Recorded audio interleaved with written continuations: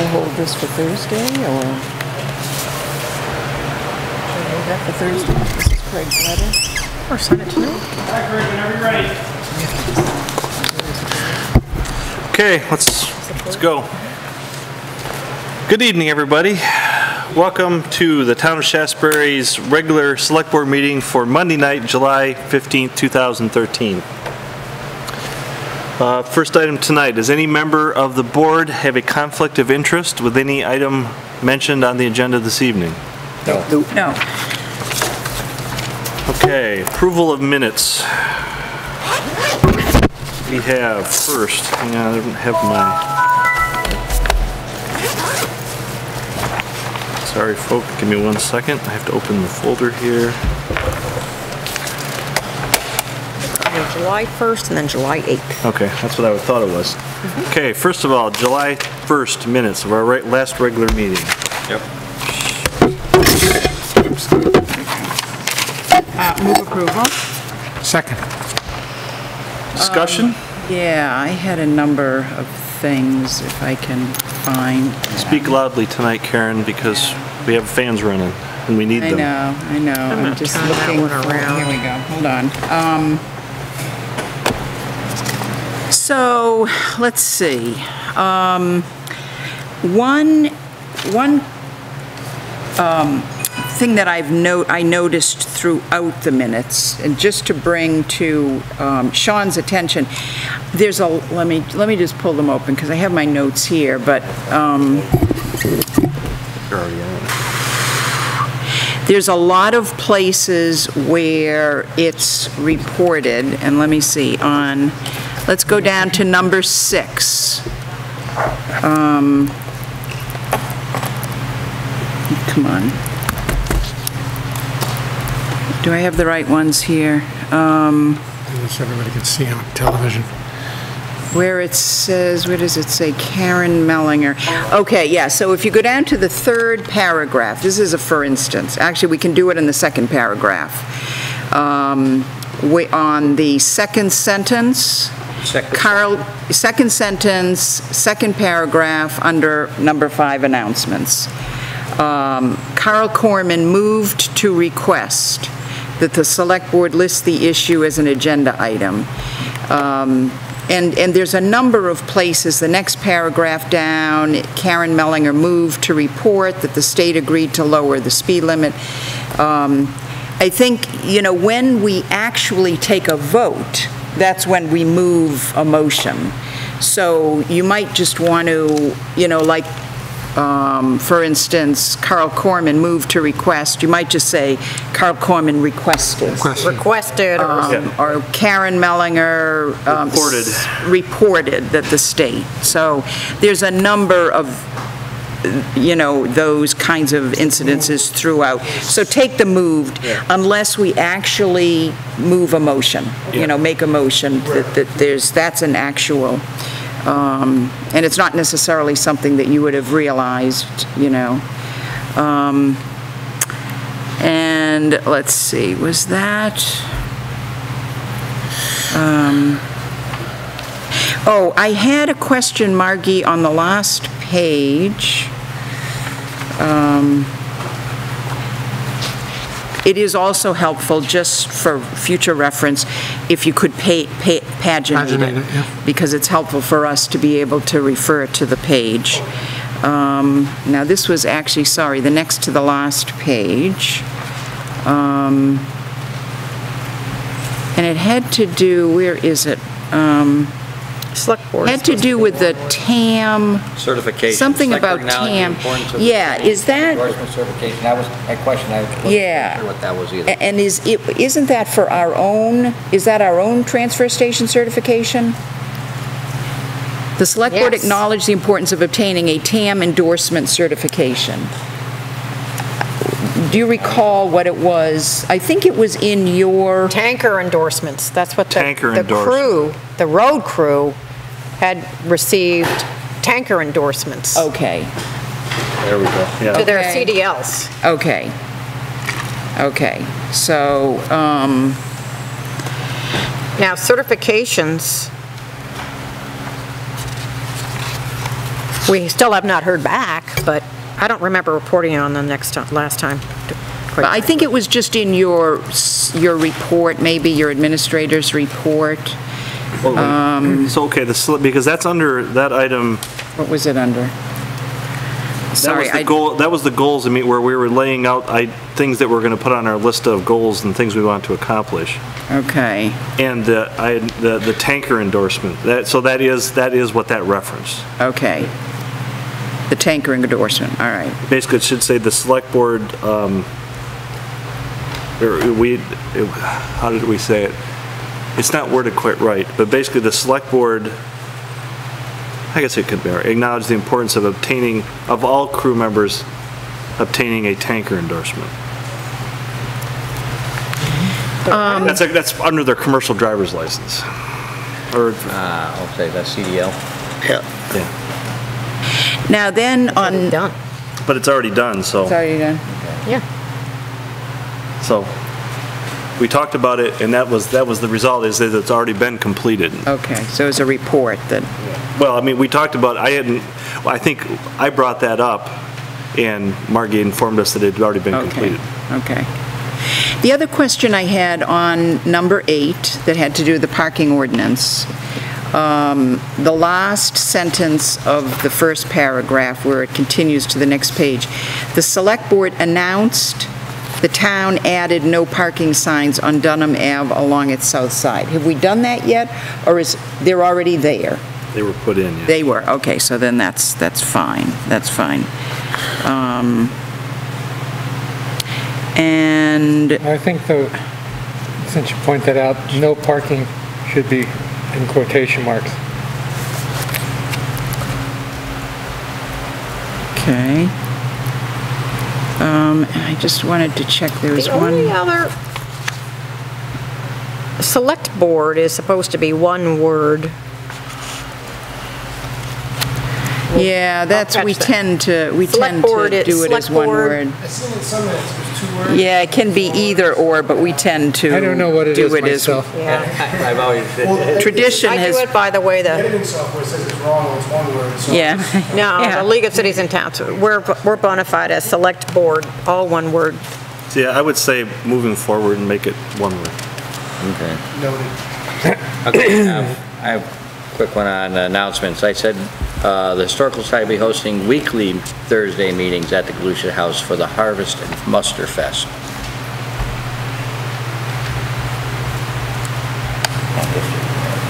Well, Walt will be there. Inform them everything. Any other notes or corrections? No. Okay, we have a motion and a second. Had several amendments that we requested to make. I will call the vote. All in favor of approving the minutes as amended, signify by saying aye. Aye. Any opposed? Any abstentions? The motion carries unanimously. Next, we have the minutes of our special meeting on July the 8th. Motion to approve? Second. Any discussion? Oh, they look good to me.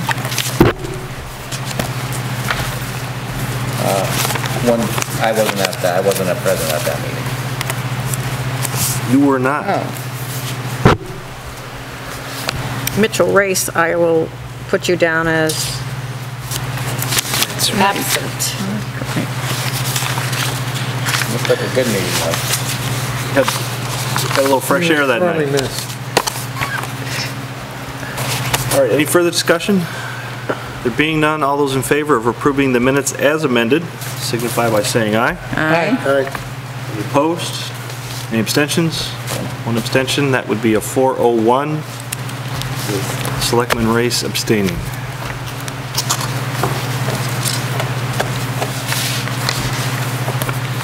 Next we have on our agenda warrants. Got to pay the bills.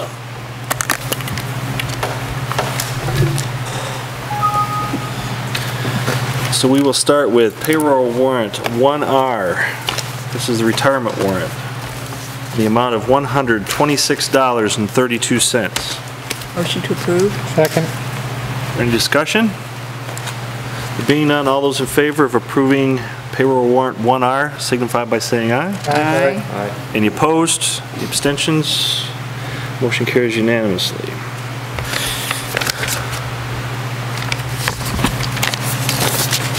Next, we have regular payroll warrant 1 in the amount of $13,322.76. This would be the first of the 2-week payroll Yeah, well, warrants. this was a regular payroll, only 40 hours.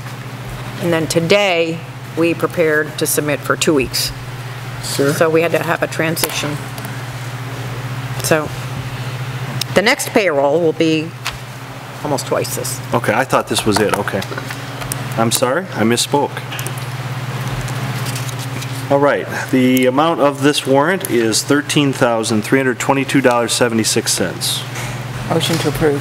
Second? Is there any discussion? This is, then why is this one a little bit higher than, this is, It has everybody. It does have the new pay rates. okay, that is some part of it. It has monthly and bi-weekly and weekly. I know that there's one, it's usually a little bit higher. It just It seems, didn't have bi-weekly, it didn't have Joan and Judy, but it does have the new compensation rates. okay, And, yep. okay. All right, any other discussion? There being none, all those in favor of approving payroll warrant 1 signify by saying aye. Aye. Any opposed? Any abstentions? Motion carries unanimously.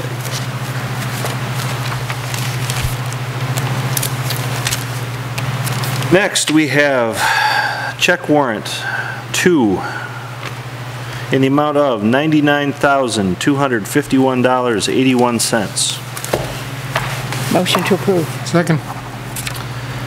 All right, items of significance, or those over $1,000. William Barney Construction for gravel in the amount of $9,262.50. Blue Cross Blue Shield of Vermont, $7,127.82. William E. Daly Incorporated, actually it would be Peckham now. There were 1, 2, 3, 4. Only one of which was over $1,000, but the total, it was $3,400 and change. The total amount of all of them is just over $4,000. The invoice from Edward Legacy Logging, $2,995 as quoted. Endine Incorporated, $2,671.55. Remind me again who Endine is. It's one of our... It's groundwater analysis, Okay. lab testing. Ferguson Waterworks, $4,533.20. That would be for culverts purchasing. That was several of them, I'm assuming. Yes. John Ray and Sons, $1,038.07. That would be for diesel. KAS Inc. for the sidewalk, related to the sidewalk project. They're an engineer, $1,824.20. MSK Engineering and Design, $1,000. That was for the revised estimate on the building, on the main building that we asked them for. Sycamore Landscaping, $2,000. That's their monthly installment of their contract. UI Insurance Services, Inc., $2,166. That's for the fire department's insurance and bond coverage that they are required to carry. Vermont League of Cities and Towns, yearly membership dues of $4,437. VLCT Unemployment Insurance, quarterly payment of $3,226. And then there were these are the ones that we get every year, was the renewal premiums for the various insurance policies for the town through Wills Insurance. Excess liability coverage, $3,611. Workers' compensation coverage, $16,141. Public officials liability policy for $2,006. The employment practices liability coverage, $1,911. The business auto coverage, $7,155. General liability, $4,830. Law enforcement liability coverage, $670. And then the property, inland marine, and crime policy, it's a combination policy, it's $8,812.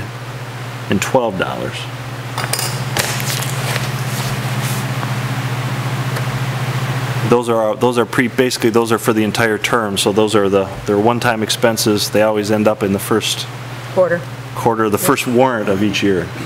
Did we have a presentation in terms of? Nope. No, we did not. I talked with Dave briefly on the renewals. The pricing is very comparable to renewal pricing. It was Between 3 and just workers' comp went up over 4, and it's all on the bills. yeah, it's all in the bills. But basically, the renewal pricing was, the changes were very modest. Actually, I think a couple of the policies went a little bit down, some of them went a little up, but they were all Fairly even. very, very comparable. And it's within the budget. Okay. And it was within the Okay. budget. That we have. Okay. Okay. We were shrewd. Yeah. We budgeted. Yeah, budgeted well. So that's it. All the other items are under $1,000. The ones that weren't were significantly above that. So, any questions? Concerns? I'm sorry, just one. I noticed a big payment to Barney and then smaller ones to Daley. Are we splitting up the purchases of gravel based on one side of the town versus the other where they're working? By road. Is there okay, So is we it log. comparable gravel? Each of them have different Same qualities. Given their individual qualities, some are better for some things than others. But yeah, the answer is yes, they're similar quality, but each of them have some differences, and so they're utilized accordingly. But one of the bigger reasons, though, is geography.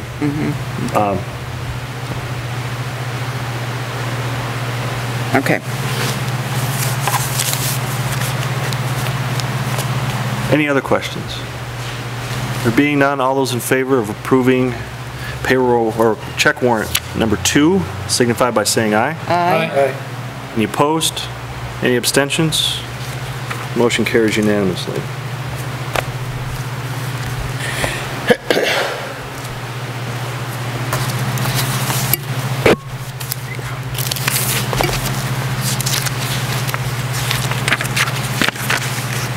While we're passing that down, in the interest of moving us along in this hot room tonight, as there are announcements. Ken? Mitch? No. Oh, wait till Carl signs and then I'll ask him? No. Oh, well, you can do both. All right. Nicely done. Karen? Margie? Only that the logging at the landfill site is done, and the site looks great. And, yeah, so if you're at the dump on tomorrow or Saturday, just take a wander down. They did a really nice job cleaning up and staying within limits and giving us a little more room on the slope towards the landfill, so that we cleared out a little more in the way of trees there than originally planned, just so they don't fall on top of the salt shed. Which was a good, Yeah, good We felt, catch in terms of if they were good, just a prudent, damaged trees, that's, particularly if we end up going the direction that we're thinking we would do with the fabric roof, they are not nearly as durable Right. to hold up to trees falling on them as a yeah, frame or a, shingle or steel roof are. yeah. I have no announcements. Public comments. This would be to comment on any topic that is not on the agenda this evening. And I know the Croziers have one that they would like to address with us. So, the floor is yours. If you I think it'd be best if, since we're televised. Yeah.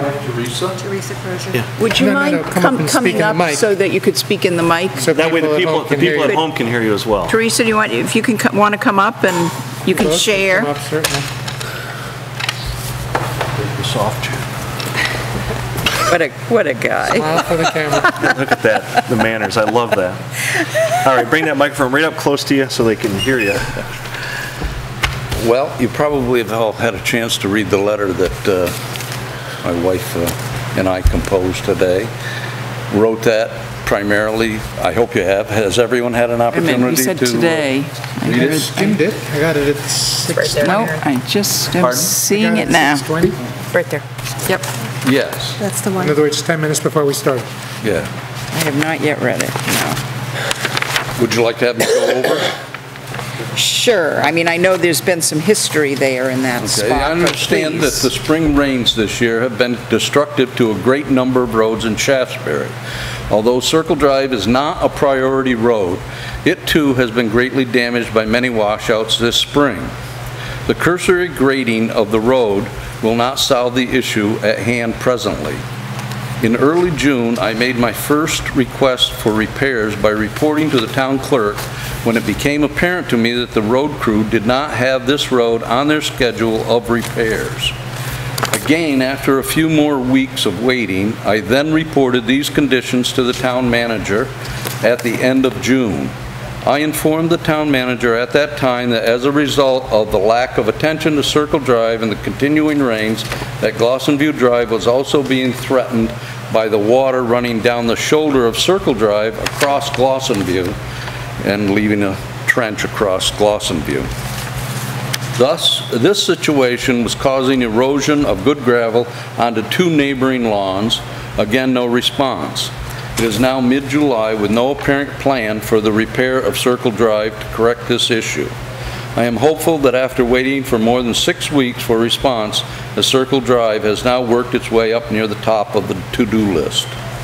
The history of this road is that it should be noted that approximately 5 years or so ago, the town spent considerable time and money rebuilding the ditch with cobblestones, which enabled the water to flow freely down the ditch. In subsequent years, attempts have been made to grade Circle Drive, but there was an apparent lack of sufficient gravel on the hill to crown the road toward the ditch or the other side either. The lack of gravel being used on the road to crown it resulted in the grader pushing the majority of the remaining gravel into the ditch and over the cobblestones. The few times the attempts were made to grade Circle Drive, the grader operator had no materials to work with in order to crown the hill on Circle Drive, which has now resulted in the ditch being ineffective at receiving water. Thus, presently, the water travels down the shoulder of Circle Drive and washes out the intersection of Circle Drive and Glossonview Drive. Unfortunately, now the cobblestone ditch is ineffective to the point that it may need to be reconstructed. Prior to any crowning of the road, the ineffective ditch should be addressed. In order to crown Circle Drive, considerably more gravel needs to be put onto the hill portion of the road to allow the water to run off to the sides of the road. Although it would appear that Circle Drive serves only 2 families, it should be noted that because it is a crossroad between Glossonview Drive and Mountain View Drive, numerous service and delivery vehicles utilize Circle Drive on a daily basis as the most direct route to Mountain View Drive. I refer to fuel oil delivery vehicles, UPS, FedEx vehicles, U.S. Mail, 2 different trash collectors, and many neighbors. In addition, there have even been a few occasions when Mountain View Drive was impassable due to a washout down south of there, or a downed tree across the road. In situations like these, traffic reroutes itself across Circle Drive. And you can see from the pictures that I've enclosed what the general situation was up until 11:30 this morning. 2 hours after I dropped this off at the town clerk's office, they were able to get a grader up there to do what they have done before, which is grade gravel that isn't there. And then they did drop, I believe, only 1 load. I think only 1 load, perhaps 2, I don't know. loads of gravel on the hill. Then this evening at 4:30, the rake came through and tried to knock off the berm on the shoulder. Unfortunately, knocking the berm off with a rake again pushes that gravel partly into the ditch. So if you were to go up and look at Circle Drive, you would see that the ditch is probably, I would say, at least only a third of what it was originally. The cobblestones worked really good for some time, for quite some time. And you mean those were those larger? Yeah. You know, okay. Yeah, Nicely armored ditch. I understand they're very expensive, but it did work good to hold the banks of that ditch for quite some time. Problem being, can't grade stuff out and then rake the shoulder and have it go out over those cobblestones without filling them. There's a culvert halfway up the hill, which is in one of the pictures there, the middle picture on the bottom. Yeah. You have a separate thing. Yes. Yeah. That culvert is totally filled in on the bottom side of it. Yeah, there's no, perhaps water can get out through it. If it can get out through it, it's only getting out through of it because there's cobblestone near the face of it below it, you know? But the bottom side, you can't see that much of it, even. Terry, I just spoke with Terry on my way in here, and he assured me that his intention is to get up there and dig the ditch out completely, take the cobblestones out completely. He doesn't believe in using them. He thinks they're too expensive, and he believes that they should be using 2-inch stone, crushed stone or whatever. I don't know if that's going to hold the ditch. It's a fairly steep grade. He says he doesn't have any way to take the cobblestones out and then sift out all the dirt and junk and keep the cobblestones, I guess. He just discards them, apparently.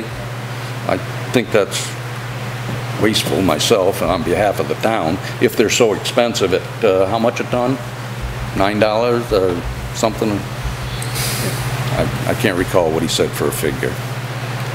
But Andy, on one of these pictures where it shows foot of the hill, is that what you're talking about in terms of the cobblestones where I see all that big stone there? No, that's not cobblestone, that's just gravel, that's under gravel. That was the original layer of heavy gravel, not top gravel, but heavy gravel that was put there when that road was built. So that's base. It's gotten down below that level, in other words. Yeah. On that shoulder. Now that's you know, that's a wide wash out there.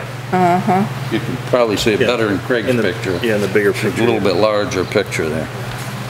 I'm guessing that washout looks like, in the one that, I'm going to say the washout looks like it's probably 5-6 feet across. On this, this here is about 20-30 feet. Well, I was thinking more that like this, The stone. there to there. So, but From one side to the other of this goes all the way from the Fitzhugh property. It's a sweep. It's a whole this much. yeah. Okay. It's a sweep of the corner. Yeah. Okay. Like I said, I was just washed out there. Okay. They regraded it today and brought it back, so it's better at the moment. Better at the moment. Yep. I guess. Now Terry just indicated he intended to trench the other side. In other words, in the upper left-hand picture, we're looking up the hill there. He said he intended to trench that side of the road. Well, that's downhill side of the road already. If the gravel were high enough, no need to trench over onto Malloy's property, in my estimation. I think you're only going to disturb another neighbor that's unnecessary.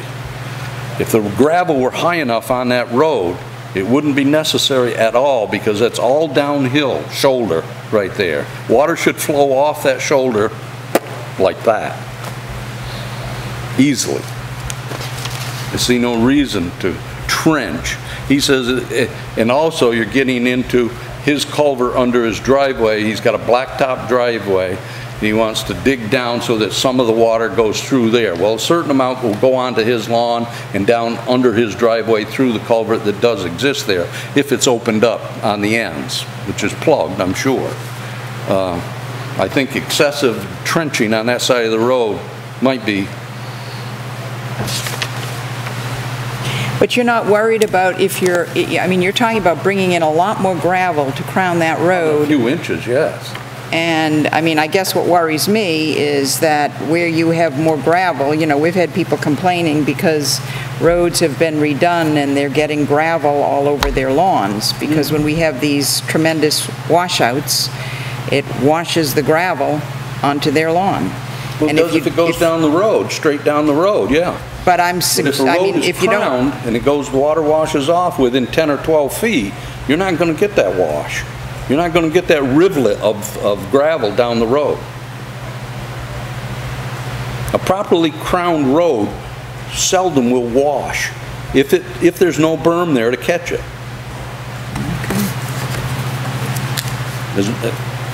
You know, that's from what I've seen in a great many years going back to before Mert Snow. I get a lot of gravel. I know that my road is crowned, and I get a lot of gravel in this weather. Yeah, Ed Malloy does. He's got a ton of it. As a matter of fact, in the spring, he and I were down there shoveling piles of gravel off that had washed right down the road onto him, on that corner, because there's so many rainstorms in between. And then we shoveled it out together, shoveled it back into the road. Then I took some of it and filled potholes at the foot of Blossom View Drive. Because nobody filled them for weeks. Right at the corner of Blossom View and Daniels Road. Hand filled them with my trailer. But Andy, excuse me. Can I ask you a question? yeah, Are you an engineer? no. Well, what is your knowledge of roads? Builder, telephone man. So you're a contractor. You've been a contractor. I built my own home. I've read your letter before. I've heard you read it again. I don't mean any disrespect. Tell me in 25 words or less, what do you want the town to do for you? Well, I think the ditch needs to be rebuilt. There's no question about it. It won't hold water. I doubt if water will run into it. If we had the storm tonight, what they just did would wash down the road. If the ditch is rebuilt, and rebuilt the way the town, presumably Terry, town foreman, wants to rebuild it, using whatever materials he wants to use. I what? If the ditch is rebuilt, as you just asked, Yeah. but it's rebuilt the way Terry, the foreman, chooses to rebuild it, Yeah. is that okay with you? Or is that not okay with you and you only want to rebuild in a certain way? Well, I mean, We need to do it to that's state his standards, prerogative. Carl. No, I understand. That's his prerogative to build it. The reason is, like. there's a lot of issues regarding roads that we've heard. Yeah, I'm sure. There's somebody in line that's going to talk about his issues with roads. Yeah. And I've spoken to various people about roads. And again, I mean absolutely no disrespect. When it comes to roads in front of people's houses, including mine, we are all experts as to what has to be done. But not many of us really have repaired roads. So my concern is to get the road repaired, hopefully to a way that is satisfactory to you, but I'm hearing that you want it repaired in a certain way. No, I don't want it repaired in a certain way. I don't want to anger the next door neighbor by unnecessarily ditching his property. Now, maybe he only intended to ditch near his driveway where the water can't get through his culvert. If that's his intention, fine. I don't know what Terry's intentions are. Well, it wouldn't anger the neighbor with anything that you're saying here. It'd be the town that would do it, and the town would decide how to fix it. But I just want to make sure that when we talk about the repairs to this property that you're talking about, the road, that it is the repair as opposed to how that repair is to be done that is important to you. Yeah, sure. So whatever the town decides to do to repair, because you told me that the town came out and graded the road today. The town came out and graded the road today, but that appears not to be satisfactory to you. Well, they just did a temporary stopgap thing to, Again, that's why because I handed this in this morning. That's why I'm asking exactly what it is that you want to have done. The water to run off the road into the ditch. Okay, the way the town might see fit to do it. Certainly. That's all I wanted to do. Thanks. Certainly. Thanks, Andy. Ken? I haven't seen that since they went up there and graded it. But the ditch that he's talking about does need to be stoned. That is a very steep grade right there. Yeah. All up and down, And Mountain View and Mountain View. you know, there's quite a few roads in town. If you go to one, Myers Road would be a good example. Right. You go up there and they stoned that years ago, and that is perfect. All the rain we've had, and you never know we had any. Yeah, there are several places in town where the area in the neighborhood, you know, Glaston View, Mountain View, Circle Drive, those every year, I mean, that's just an issue in that neighborhood altogether because of the water flow. It all comes right off the mountain, right down through that neighborhood. And so that's a neighborhood where there are consistently concerns, or there's always water running there. There's no question about it. Well, Andy raised a question, though, about the type of stone. Now, up on Myers Road, we put fairly big stone up there when we did that project. And it is holding, because that's big stone. And It's like ledgely. It's like ledgely. Right. And, you know, my gut is telling me that we're going to have to be expecting more and more and more of this kind of weather. And I think that, you know, we may be having to bite the bullet in terms of the budget. And we have a lot of hills in town. You live in Vermont. And, you know, I think maybe the large stone holds better than the smaller stuff. When we have these kind of washouts, I would imagine little stone is going to go flying.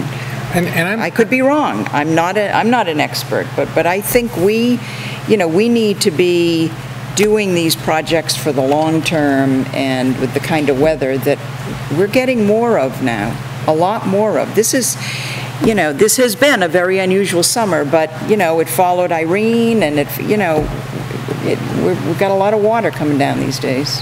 The only reason, Carl, that I mentioned a suggestion as to how it should be proceeded is because I think if I just come in here and complain and don't have some suggestion as to how something should be done in some fashion, then no one has any idea. And I greatly appreciate that but I just wanted to make sure that it wasn't a matter of it had to be done a certain way. Absolutely not. Karen can recall there was a situation at the foot of Glosson View Drive, and I came in and I gave a description, a plan, a drawing, and so forth as to a suggestion as to how it could be repaired. Yep. They chose to do it a different way. They chose to put in a much larger culvert at the foot of Glosson View Drive, where water comes into a T by Dr. Vanderell's house. And it still comes down there, but at least now that culvert handles the water. Well, we actually hired an engineer to do an analysis of the water flow in Can that. I comment on that? Because that's actually the point that I want to make. My concern is, I don't know whether this is a screwy summer or this is what's to be expected. I suspect, frankly, that it is a screwy summer, and the next year, since every year is a little different. Last year we had as many days of beautiful sunshine and no water as we had this year with water. But I think it begs the point that I'm not an expert. Karen acknowledges she's not an expert. I dare say our chairman is not an expert. Andy, you know construction, but you're not an expert either. Not at all. And if we're running into this problem at so many points, when you say bite the bullet, I'm not ready to say biting the bullet means buying bigger stone, because maybe bigger stone will work, because as a layman it makes sense. I would suggest that the town consider retaining an engineer that can actually go out, as opposed to a guy who grades roads and thinks it'll work this way or that way, who can actually advise us what we should be doing, because penny wise, pound foolish, in the end, the town is going to spend more money, because here at the table, a bunch of non-experts are thinking, well, let's spend some more money and get a big rock. I'm concerned I'm not concerned with what you're saying, Andy, I appreciate it, but I think the penultimate question is, how do we figure out what the problem is, as opposed to the ultimate question, here's the answer. So I think the board should be talking about whether we should be getting somebody on retainer who knows about roads and can advise us as people come in, and maybe next time it'll be me coming in saying, hey, I had my driveway washed out a few years ago, couldn't get a car past it on a bet. So it can happen to any one of us, but I think if this is something that is expected to happen regularly, then we ought to retain a professional who knows how to fix it. I think it's probably happened to the same locations over and over again. Through the years, right. Maybe we need a priority list. If you live on a hill, the water runs down. If 6 weeks ago somebody had contacted me and said, look, we're busy putting shoulder stone in the Shaftsbury Cemetery and we aren't going to get up to fix your road, who can wait longer, huh? who can wait longer? Yeah. I will. That was the situation. Right. I will tell you this, Andy. During the past 6 weeks as a whole, is that we've had actually several people in various parts of the community have had concerns, much like your own, where there's things going on, and it seemingly a long time has passed without. For example, we had some concerns from a member of the community out in Shaftsbury Hollow that it had been 6 or 8 weeks since they'd seen the grader. The grader graded in the spring hadn't been back. The reality is that with the weather conditions that we've had for the past 6 weeks, today is one of the first days in 6 weeks that you could run a grader in most parts of the community. There have been, I should say work days. There have been a few sunny days on the weekends on and off, but and so, and again, that is kind of the reason that overall there's been very little grading done in the last 6 weeks. And that's the primary reason. Now, communication is a whole nother issue. Yeah, that was going to be my next thing. It only took 35 minutes for them to grade that road this morning. Yes, that should have happened. That's how long it took them, from 11:25 to 12 o'clock. To give it at least a cursory grading. Now, over the last 6 weeks, obviously, we have driven over this washout and rounded it over and smoothed it down and what have you. I don't think that's acceptable. I don't think it's acceptable in terms of contacting the people of the town when they call you with a problem. If I was in a service company, I was in a utility, and when somebody called us, we gave them a call back within 24 hours. Bottom line. I would agree with you. That was going to be my second part of my comment was going to be that. The communication or lack of it that's not good. You're owed an apology. Okay. I really believe that. I would agree with Andy that ditch has been stoned up there for quite a while.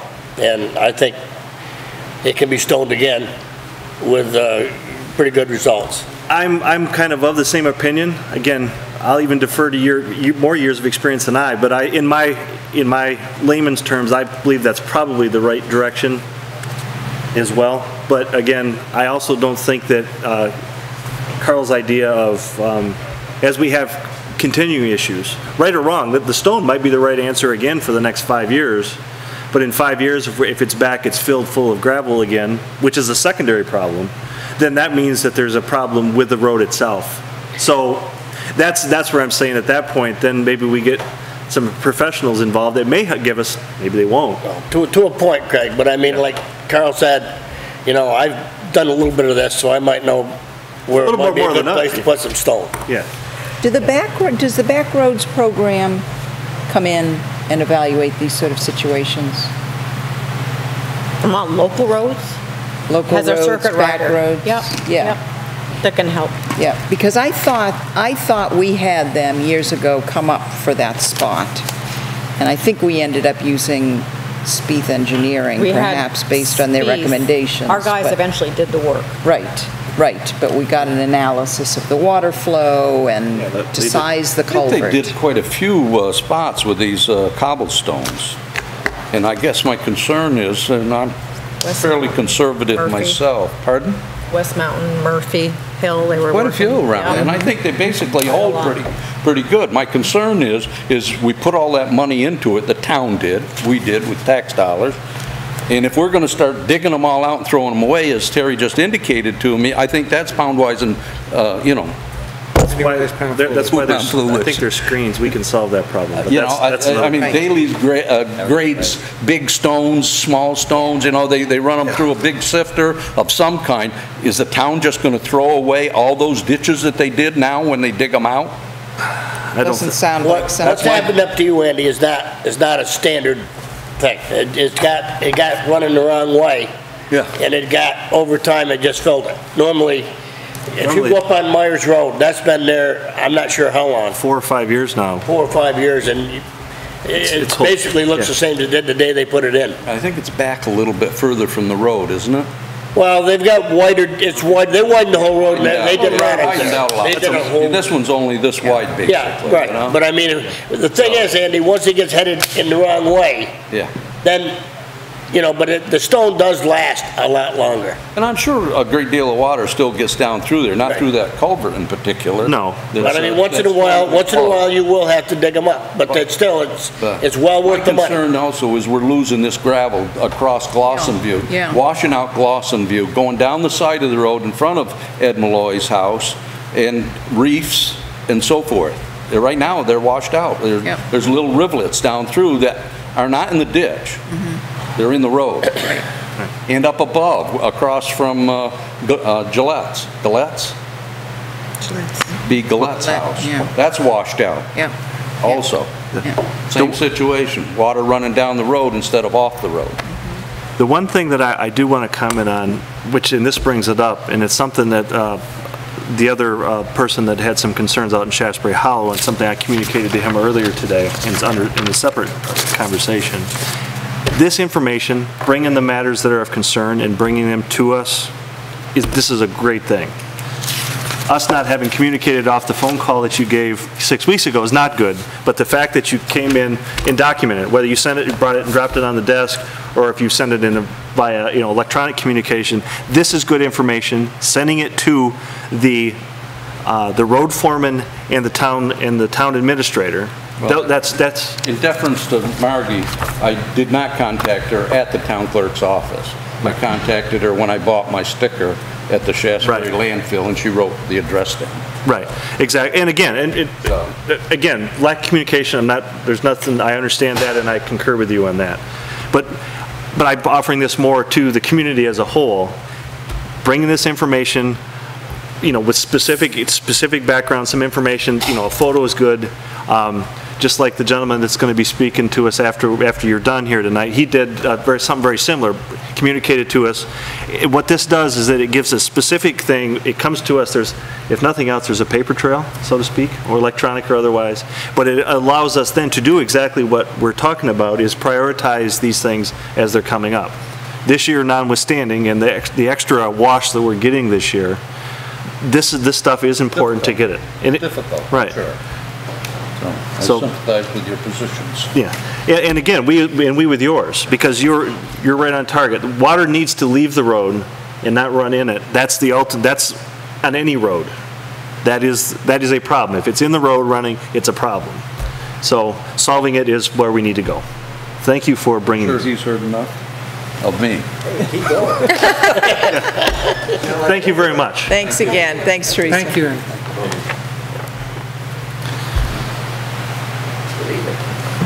Come and join us. Number next. Number next, yeah.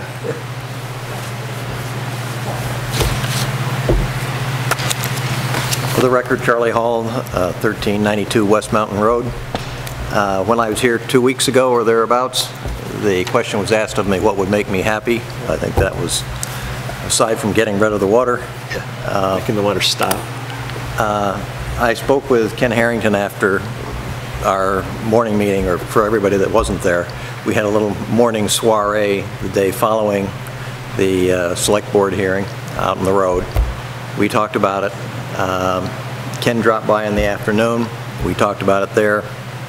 I've talked to 2 other people that have some experience in road building and maintaining roads.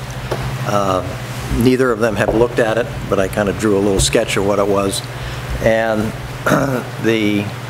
and then with the discussion that's going on, I figured I'd come in and make my request a little more direct, I guess would be a word, or suggestion. What I would like to propose is that the town consider installing a larger conduit on the one that gets the most water runoff, the one on the westerly side of my property, which is now, you measure the inside diameter, it's about 16. If you measure the outside diameter, it's 18. To something like a 24-inch or something like that, so that it has a larger capacity. Ken suggested that there was also what they call an oval that has a lot more lessons backup or clogging, and he suggested that that might be a location where that should be considered. That's the big flange on the end you're talking about? You know what they are? They're kind of like an arch on the top, and then they come flat on the bottom. Or a round culvert, Craig, if you get close to being full, they'll swirl like a drain, but they won't take only about 3/4 of the water. Right. Those oval ones, they'll take it right to the top. Yeah, because it basically, it funnels the water, it ships the water in as opposed to... It's like a vacuum, it sucks it right in. Yeah.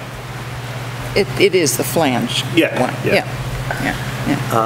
The second request that was suggested is that the opening for that thing, the uphill side, be made larger so that it has more capacity to kind of circulate around before it goes through the drain.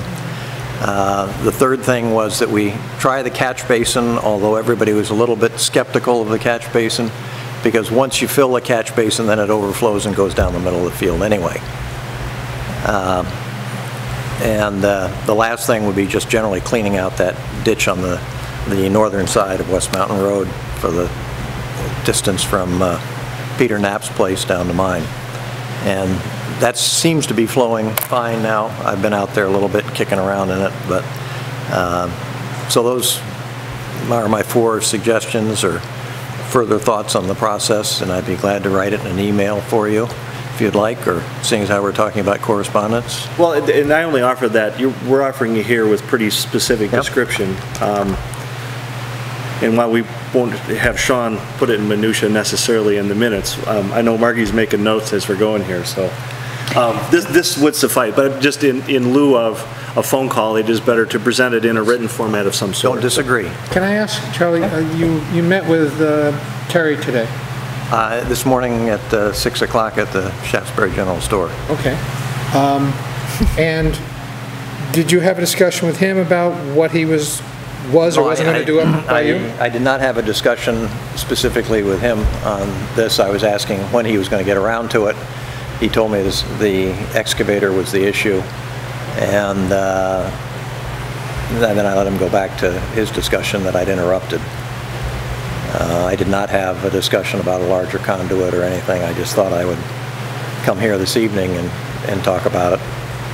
So you don't know what he wanted to use the excavator for?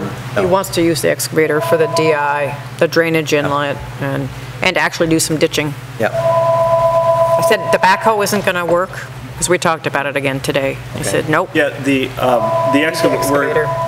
We're going to take delivery of our new excavator. One of the items on the agenda tonight is approving financing so that we can take delivery. It's ready for us to take. Okay. And so it's, once we get it, it's... Is this a grade all, so to speak, or what? Yeah. It's, so we're just waiting on getting it to make that. I as I said, I'll admit as many times as I can, I don't know much about this stuff. So if you need an excavator for ditching and irrigation, and you've made several suggestions of what would make you happy, and Ken is our resident expert who's been up there to see it, based on what Charlie just said, Ken, would that be in line with what Terry said that he needed an excavator for? I'm not sure I understand what Terry had said to him, but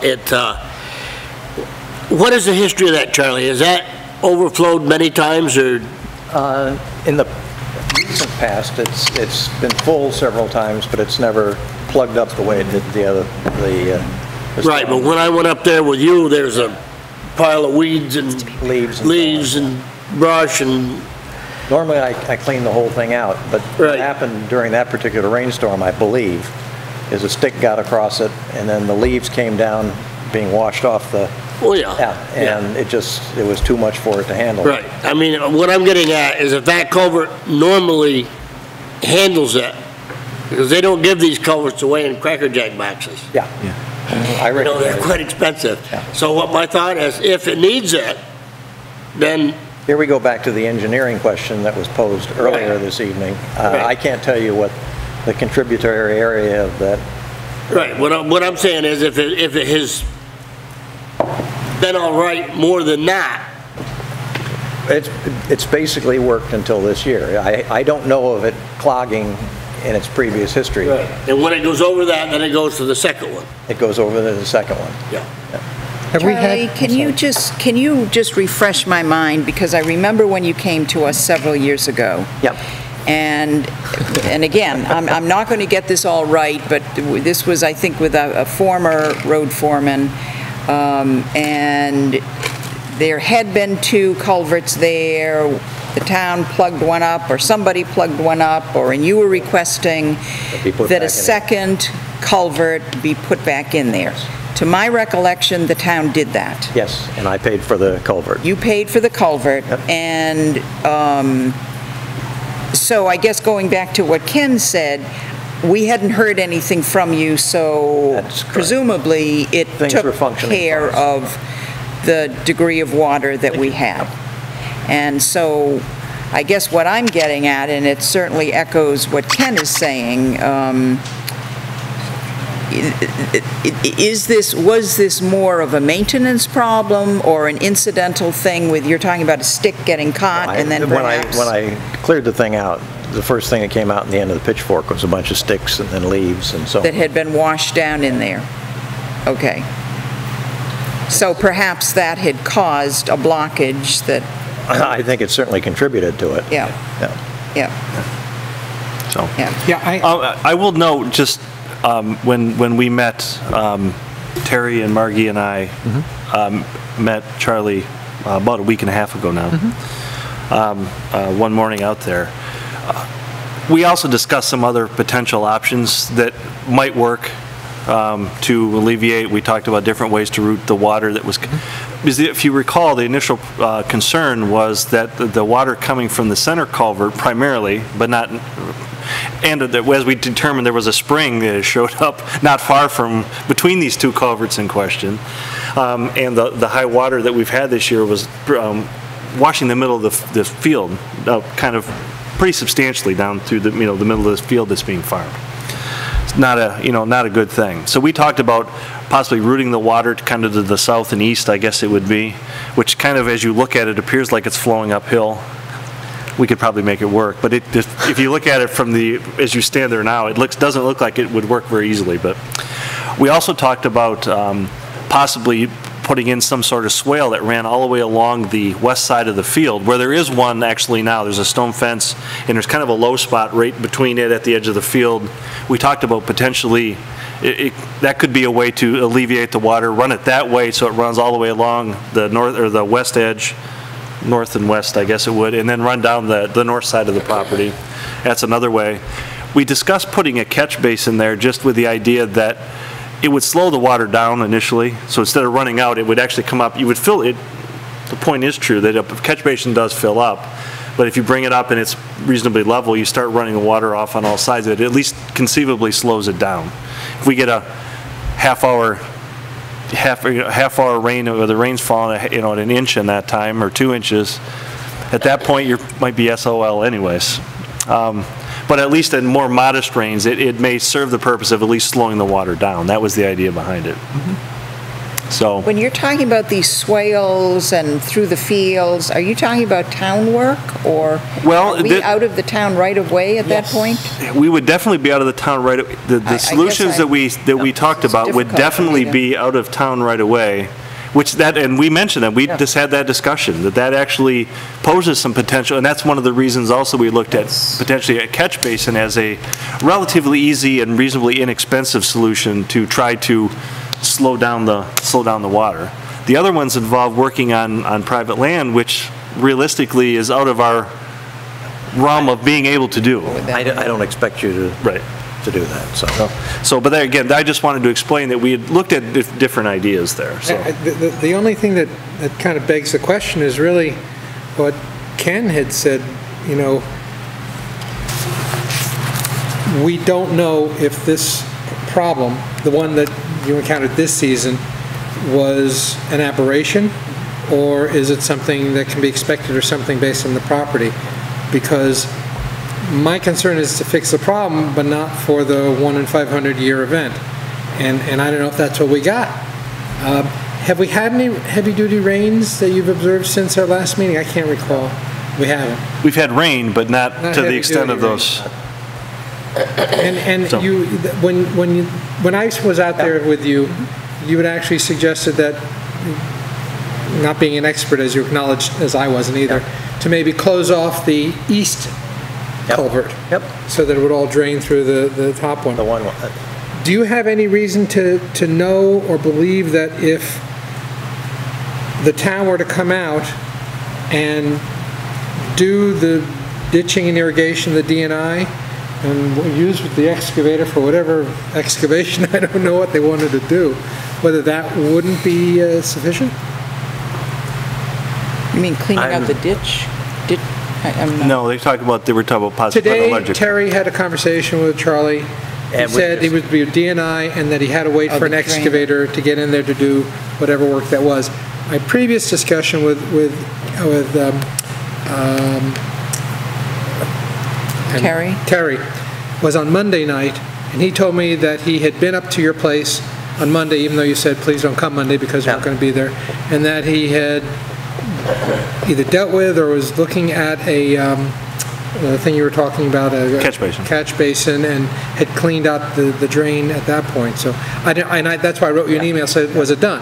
yeah, and I don't see any evidence of anything having been done there. But he did tell you today that he's coming back as soon as he gets Oh, the yeah, machine. he was, as soon as he saw me, he said, I got your messages, and this is why I haven't done it, and you're, you know. Is there anywhere else in town that we've put drainage, these DIs, Or catch basins? No. I mean, other than on a paved Not on road a- in no, town? Not on a Class 3 I- road that I know of. Yeah. Gravel road. This I is, think we need to be very careful. I'm going to be very honest here. You know, we need to be very careful about what we promise as a town for individual homeowners. You know, we can have homeowners marching in here every single day and saying, I want you to create a nice swale on my property. I want, you know, we can do the best that we can with the town monies that we have. But I do think we need to be really careful about, you know, stepping over a line between, you know, doing what makes sense to get water off of a road, not increasing a problem to a homeowner.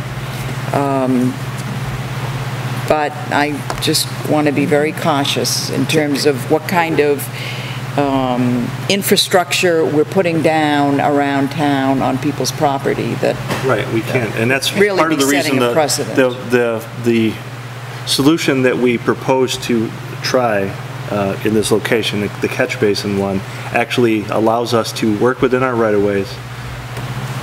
We think that it has at least a potential to help the problem. I don't know that it will 100% solve it. I think we all agreed on that. Yeah. But we think it at least is an idea to maybe slow the problem down, but working within our right-of-way, working with a finite budget that we have, and to try that as a first step in a solution to. Do we have a cost estimate on something like that? How many man-hours? What's the catch basin? In talking, we didn't have it. It was the opinion of the foreman that it would be something that can be completed with a portion of the crew, he felt, in a half a day's time. It's not a large project. Again, here's a second example in one evening of a problem that, you know, even a resident expert, Ken, who's been out to look at it, can't say for sure that the town needs to spend more money doing this as opposed to just what is a standard kind of addressing of a problem. And I think it really does, it is of concern to me that we can spend money and guessing that this will fix the problem, and maybe it will, maybe it won't, maybe it's money not well spent, or maybe it is. Well, I'd like to actually have the board at some point, maybe we'll put it on the agenda, to consider having an engineer, a hydrologist, or someone that is a specialist that takes a look at these things. Not for everyone, not for the Shaftsbury Hollow issue where it's a matter of the potholes haven't been fixed allegedly. Right. But rather when we go out and we're not quite sure whether or not throwing more money at this, even though it might be a small amount of money, is money well spent. We just don't know. We're sitting at a table. I've seen it, you've seen it, he's seen it, but we're still not sure. Greg, doesn't the district highway office here from the state of Vermont have their engineers do hydraulic checks and stuff like that? What is the relationship there, Margie? When we apply for grant funds, Ken, for culvert replacements, Yeah. or maybe even in relation to a paving grant, if we had drainage concerns, Right. they would do the hydraulic study. Well, what I'm getting no at, Margie, charge. is like that large precast concrete culvert that went on LeClaire Road by Carl's An driveway. airport, They In both did cases, that. yes. I mean, that road washed out half a dozen times till they went and did that. You just couldn't keep that road. You get a heavy rainstorm and once or twice a summer. My driveway went away, Well, Yeah, exactly. just went away. if we keep going like this, and we start having this number of homeowners coming in to visit us, sounding to me like we need a resident engineer that we're going to be consulting on retainer. That's, if we keep getting this same stormwater and these washouts, as Karen was saying, and if we keep getting repeated problems, the same location, Yeah, but i.e. Charlie's driveway is not I mean, you haven't had that multiple times. Yeah, But he's had complaints since 1984. Yeah, I mean, it's been in various forms of issues have been there on that field. Well, how And much of it was just getting plugged up? I think probably only, maybe 2 or 3 times of the thing. Yeah. But it's one of the things that I do is I clean the darn thing out. Yeah. Because you kind of learn after a while. And, Well, that I mean, was a huge pile of stuff that. Yeah. I have culverts on my property, I have to clean them out too. Yeah, me too. And I'm not waiting for Terry to come by and clean the thing out because, We need more of you. yeah, when I get more senile, I'll probably do a better job. Mitch, did you have something you wanted to add? I mean, you're talking earlier, the early storms that we had were clogged up. I mean, that was before any rain, and it was the initial debris from the winter and everything else coming down. Well, I've been in there a couple times though, Okay, with my before boots then? and stuff, so. Okay, I was just- I pitchforked the stuff out, I've taken some of the leaves up and a bucket up to my compost pile. Doesn't really like the salt, the compost pile does, but, so Like Terry said, for the most part, that's worked. yeah, And, generally speaking, it's worked, but what I'm trying to do is avoid another, I'll call it catastrophe for lack of a better term. The engineering firm, I think Margie mentioned that you folks use is. we don't have any bet on retainer. Why? That's just not in the budget. No. Okay, but I mean, If, we were very concerned with Mountain View and Glaston View because the amount of water sheeting off that hillside. And so we involved an engineer in that problem. so I just don't know of any, I'll call them highway engineers that are They're local. Yeah, they are available. Several. Yeah, the problem is they too tend to be, they're professionals and they need to get paid for their time. So those are things that we need to, that's definitely a budgetary item when we're looking at budget things, so. All right, do you have anything further, Charlie? I mean, you did a good job in presenting an alternate idea or an alternate, as I said, I don't necessarily have a problem with a potential solution. It may not be the one that makes sense ultimately for the town or when people who know more than most of us get involved, but at least there was an old saying, but I won't say that on camera, about bringing up problems and not offering solutions, but it doesn't proper for the audience, so I won't say it. Well, thank you for hearing me. Thank you very much for coming back, and again, Good to see you, Charlie. we appreciate you providing the concern, as I said earlier. Yep. And I will reinforce one more time for the community as a whole who are watching tonight, it is the proper forum to provide, if you do have a specific concern, It is the right forum to address it to, or related to roads, drainage issues. That would come to the road foreman and the town administrator. They are the people that are responsible ultimately for taking care of the problem. Please feel free to do that, and it is best in a written format of some sort so that we have it for record and to move forward. Thank you all for those of you who in the community who have brought concerns to us, Charlie included, who is here with us tonight, but others have communicated in other ways. We thank you for that information. All right, next item on the agenda. Third and final reading of the amendment to the parking ordinance. Margie, would you do us the honors of bringing us up to speed and actually reading the items in question or in Everybody see the revised draft that was sent? We had the amendment under consideration to our parking ordinance is under section 6, no parking areas, which states, it shall be unlawful to park a motor vehicle, A, within 20 feet of any hydrant or dry hydrant, B, which is a new addition, along the following South Shaftsbury Village streets: Buck Hill Road, Church Street, and the south side of Dunham Avenue. We also had some concerns on the board about the language concerning waiver penalties and full penalty amounts.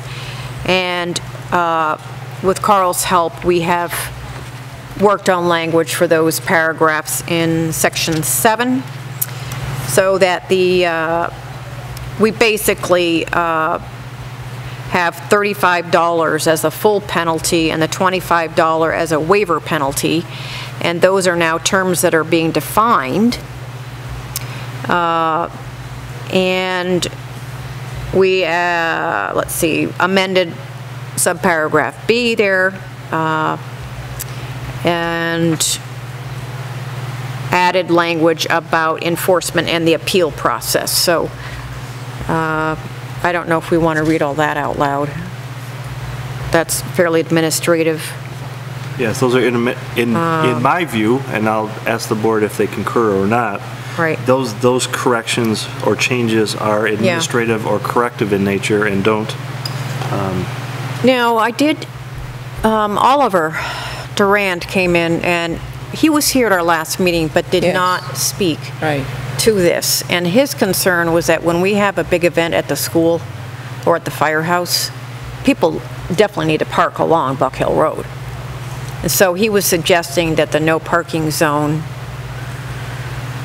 start at the corner and stop at the entrance to our yard and then pick up again after the fire station, but allow parking along the road for overflow purposes. I would suggest that instead of doing that, on those occasions, the board simply vote on waiving that prohibition for that particular night, and it could be posted or not, it depends, as opposed to for the other 364 days a year when there isn't going to be a function there, that we've done it for that accommodation. I think the board has the authority to waive its own ordinance for events. Kind of like we do with the no parking for Halloween on Cleveland Avenue. Or where we actually close the street. We close the street, yeah. I think that would be a better solution, I would suggest to the board. I concur with that. It is a good question that Oliver raised, though. Yeah, I mean, it presents a bit of an administrative problem, because you're going to have to connect with the school whenever they have a band concert or an open house. So, it's not one night out of 365. You could be talking about 20 nights a year. I would suggest then that it's not the board's responsibility, it'd be the schools or the firehouse. Let them know about the ordinance, and when they're going to have an event, they let us know, or if possible, even give us a schedule, and we'll waive it for those particular nights all at once. Yeah. Yep. Is that workable, Margie, for you as an administrator? It's natty.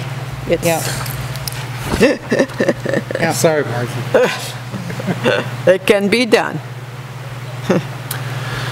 All right, seeing that we now have had this being our third reading and have so warned it. Sorry, one more question.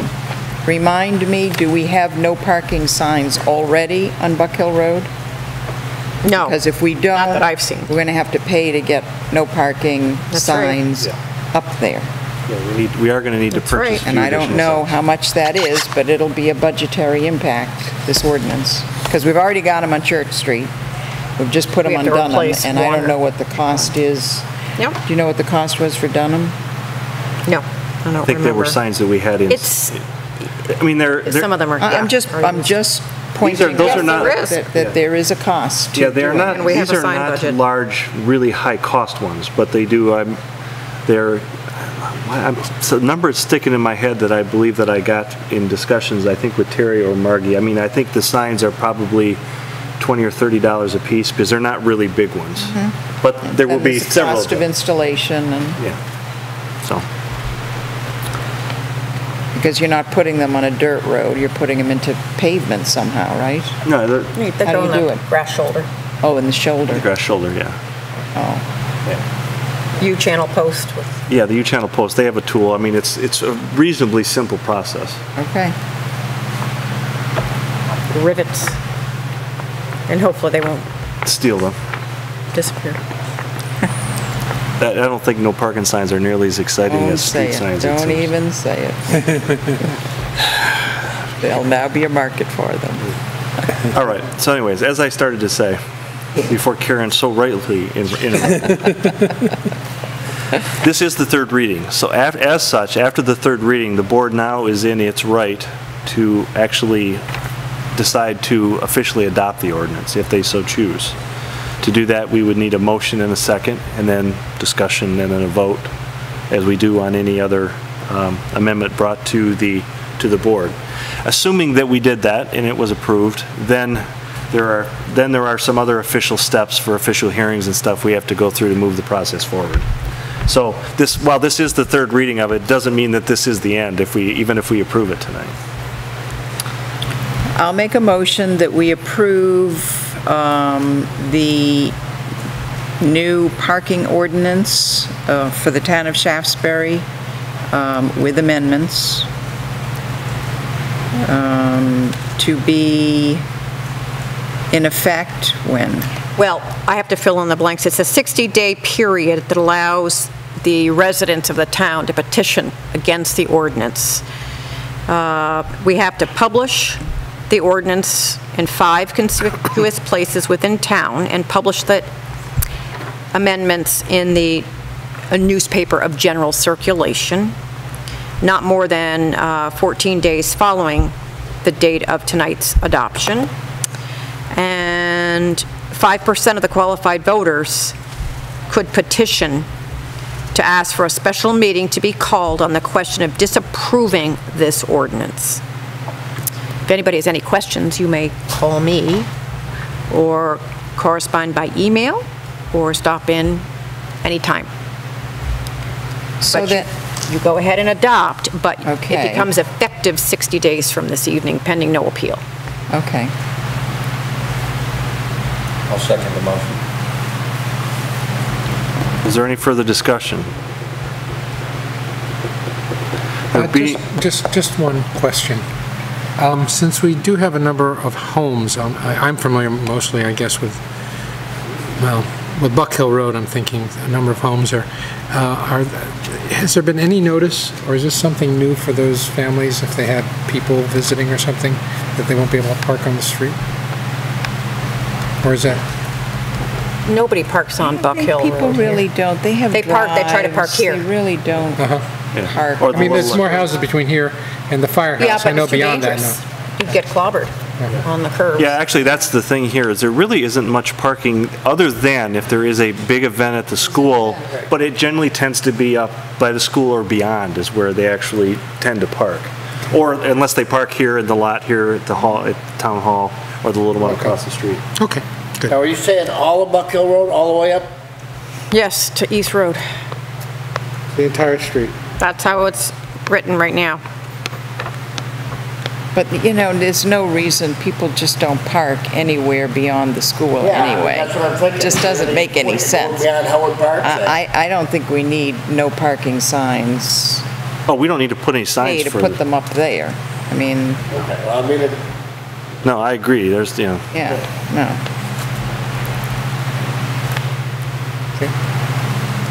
That's all. Any further discussion? Do we have a second? Yes, Mitch, second. There being no further discussion, all those in favor of approving the amendments to the parking ordinance signify by saying aye. Aye. Aye. Any opposed? Any abstentions? Motion carries unanimously. Thank you for your consideration. Now the clock starts ticking, 60 days. All right, next item tonight is more just an informational, some information to provide to the public. At our last meeting, we read in a letter from a member of the community who lives on Twitchell Hill Road expressing concerns about drainage problems that they were experiencing along that road. Last week, the board, 4 members of the board, Mitch was not able to join us. The other 4 members of the board and the town administrator did a site visit, which was actually, we warned it as a meeting, which we approved the minutes earlier, and actually went and basically reviewed the bulk of the stretch of the hill on Twitchell Hill. Spent some time communicating with several landowners that live along the road there, discussed their concerns, which ranged from some concerns about how the appearance of some ditching that had been done to concerns about things washing out, the driveways washing out, to others expressing concerns about water just coming down and just coming in their yards and running in their basements. So it was a very good, a very enlightening conversation. We spent a couple of hours up there talking with the people and looking at some of the problems, looking at some of the wash. And have decided that we need to explore an option of, we have to look at options to solve the problems in the long term. We did find that there, at some point in the past, some portions of the north side of the road, it would be north, right? East side. Those damn roads. North and east. take a compass with you, wouldn't you? Yeah, exactly. The east side of the road. At some point in the past, a lot of it had some sort of paved drainage system put in the ditch, which is now breaking down in many spots. Some places it's still holding up. Other spots, it's not there, never was there. There are various grades that come to the road. There's a long run between outlets because there's homes all along between Babsy Lane and Sky Lane. There's really no spot for an outlet, so the water has a long run before it can next exit. So there's all kinds of things going on there that are exacerbating the problem. And besides, the road was there before there was thought about zoning or engineers, so that's the other part of the problem. So the board basically decided that it needed to review the project and look at possible solutions to solve the problem. The east side of the road, we think that that it would likely could be solved by putting some sort of a paved, if you will, berm or swale and or ditching along the full length of it, starting at least at Babsy Lane area and moving downward, possibly above that a little bit, down to Sky Drive. And we feel that more than likely would eliminate the bulk of the issues that we're seeing along there. There's also concerns on the west side, although not as severe for the full length, but there are several landowners on the west side of the road that are also expressing concern. When we repaired the road last year, it did change the grade of the road, or how it intersects with many driveways and lawns. The good news is the road now is correct and it is shedding water off it, which is what it's supposed to do. The bad news is that now that it's doing that, again exacerbated by the excess water we're getting this year compared to most years, it's having some negative impact on some folks' driveways. Whether it's undercutting, into their yards, putting water into their driveways that they haven't seen before. So there's also needs to be some concern, or there also needs to be some, likely some work done along the west side of the road that again will have to be designed. It's not something that's going to happen overnight. We need to put a plan together, figure it out. Maybe, as Carl suggested earlier, that might be one where we get some experts involved to give us maybe some ideas. So there's actually a short and a long-term, some short and long-term solutions that we need to look at. On the east side of the road, I can report that actually 3 of the driveways that were washing badly and severely each time we got a rain, the town crew under Terry's guidance was able to install some swales, some paved swales at the end of their driveways, which would become part of an overall. It also served to be a little bit of a exercise to see if maybe our idea would work across some of these driveways. Early returns have indicated that they seem to be working well. They're holding up. They seem to be taking, because shortly after, like the day following they were put in was one of the days we got another really good rain, and they seem to be taking the water away. The landowners were happy with the access. It didn't allow them, they were still able to, the egress and ingress into the properties was still good. It didn't impact them there. So it seems like that may be the indications that that solution may be a positive one. Terry did provide for me just before the meeting just some a rough estimate of cost to do that project. That is the concrete? Yeah, the concrete ditching on the east side of the road. He estimated the cost of material, which would be just the paving material, at between $4,300 and $5,000. The labor costs would be basically the 6-man crew running, each man working 60 hours on this. So basically, 6 men, 60 hours. It'd be 360 hours. The background behind that is that there would be 2 3-man crews. One would be actually working ahead, cleaning the ditch, shaping it, getting it ready or getting it prepared.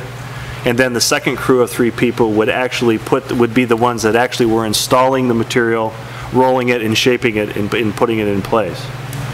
Wouldn't that mandate a consideration of a make or buy by the town? Yeah. A make or buy? Make or buy? Contracted out. Either contracted out or we do it ourselves. And that's a lot of... His estimate was with our own people. This is with our own people. This is cheaper to buy it as opposed to make it. Right. That would be something we would need to consider. This is the estimate of what he felt it would take using town crew, 6 men, 60 hours each,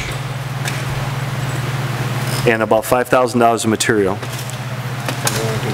Basically, it would run, again, town equipment, the backhoe, excavator, dump trucks, et cetera. Basically, lose all our people doing other work for approximately 2 weeks. Right. Right, it would be roughly about but it would be longer than a week, but it'd be less than 2 weeks total project length to do the whole thing. Anyway, so that's just the initial look at it based on our discussions that evening. I mean, that's like we're talking, close to $14,000 or something. 13 grand, or it's a lot. And that's just one side of the street. That's one side of the street. I mean, I think that's the sort of thing you put out to bid. Find out, can we get it done cheaper and still have our crew doing all of the maintenance that we're hearing people that's exactly about. I mean, that's exactly the point. And part of that is, and Karen, you raise a really good point, is that when we talked with the neighbors, they were all concerned. They had legitimate concerns related to the property and their ability to access it, and the gravel washing. We as the town collectively have issues with not by having the water running too close to the road and washing the road out or undercutting it, which is a problem. So the reality is there's a problem here that needs to be fixed. The other reality is that the repair, while it can be done, is not inexpensive. And as we heard tonight, we have at least 2 other places in the town where there are concerns related to water that we heard from the residents who spoke to us tonight. I guess this further illustrates the point that we need to work to solve these problems, but there is a finite amount of financial resources that we have available to do these things. So, I think they all need to be done, but prioritized. but there needs to be priorities put in place and then financing set up or discussed, or as we budget for these things, we need to put them in play. And I think it's something that's very important for the community to understand that while it is, well, we can fix this for, you know, a couple $100 or you know, when we start looking at projects where it's, you know, even if we're high on our estimates and this ends up being a $10,000 project instead of a $15,000 project, it doesn't take long to, you know, for those $10,000 projects to start eating into the budget, you know, into what we have to do and the money we have to spend to get through the year. And again, I'm going to come back to, this truly begs the question of whether or not we have the answer to these various problems. That's right. If we're talking about $10,000, maybe, or who knows how much, plus a couple other fixes, and maybe we'll hear from other people if we get another heavy rain about their problems also, is it not worth it to the town to hire someone that can, if you will, almost as an insurance policy, that if we're going to spend $10,000 to $20,000 or $10,000 to $15,000 for repairs, that we spend another $15,000 to know that that isn't money that is just being useful for another season and a half? Or is it something that maybe there's something out there that we haven't thought of, or maybe there's. My concern is that we're talking about a substantial expense to the town, and we have resident experts, but not people who are used to perhaps dealing with these unique types of issues on this type of scale. And it might be worth it to the town to spend some money to find out whether or not there's a better way of doing this. I know that both the state and federal agencies have, in recent years, and I'm sure Ken can attest to this from his own work, they've become increasingly interested, for lack of a better word, in stormwater runoff. Very much so. Yeah. I know we won't belabor whether it's based or not, or appropriate or not. It is. But I think in my own assessment, it is that it's becoming more of an issue, whether it's because there's more rain, because more people are complaining about it, because we now understand better than we did maybe 50 years ago how erosion affects things in negative ways, whatever the case might be. So I cannot argue the idea against the idea that, you know, an engineer may be a good idea, at least on projects of the scale that we're talking about. And municipal engineers are not a unique type of commodity. I know from my own personal experience that there are plenty of towns that are very small, perhaps not quite as small as Shaftsbury, but maybe as small, that have gone out for contract for municipal engineers who do exactly this type of stuff.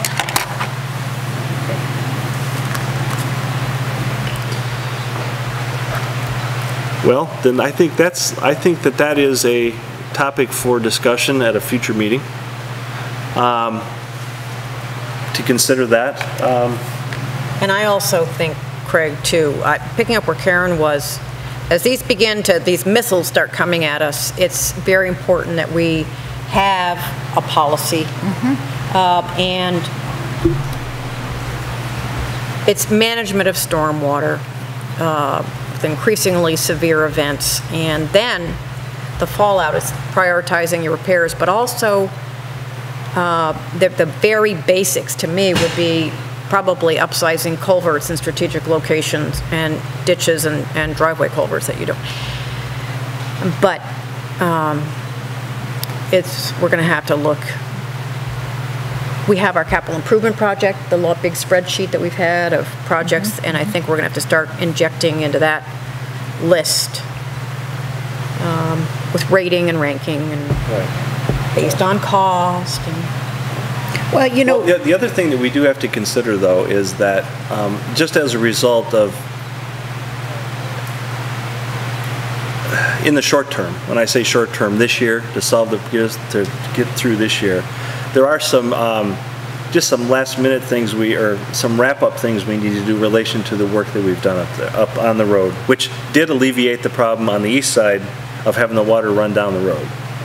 There are some things that we need to address, even if we don't move forward, let's say with a project of paving the ditch.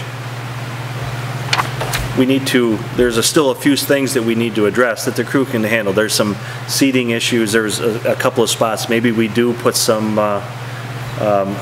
stone or something to hold. There's a couple of spots where there is some wash right now, where it is still taking stuff out, that we need to address so that it doesn't continue to do it in the very short term.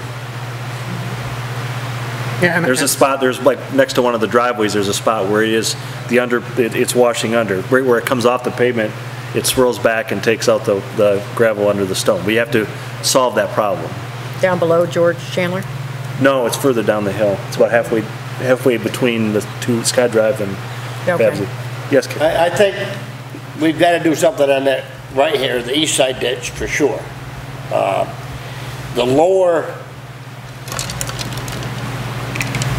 maybe third of it, if you really wanted to cut some money out of that, you could probably get by with what's there, I believe.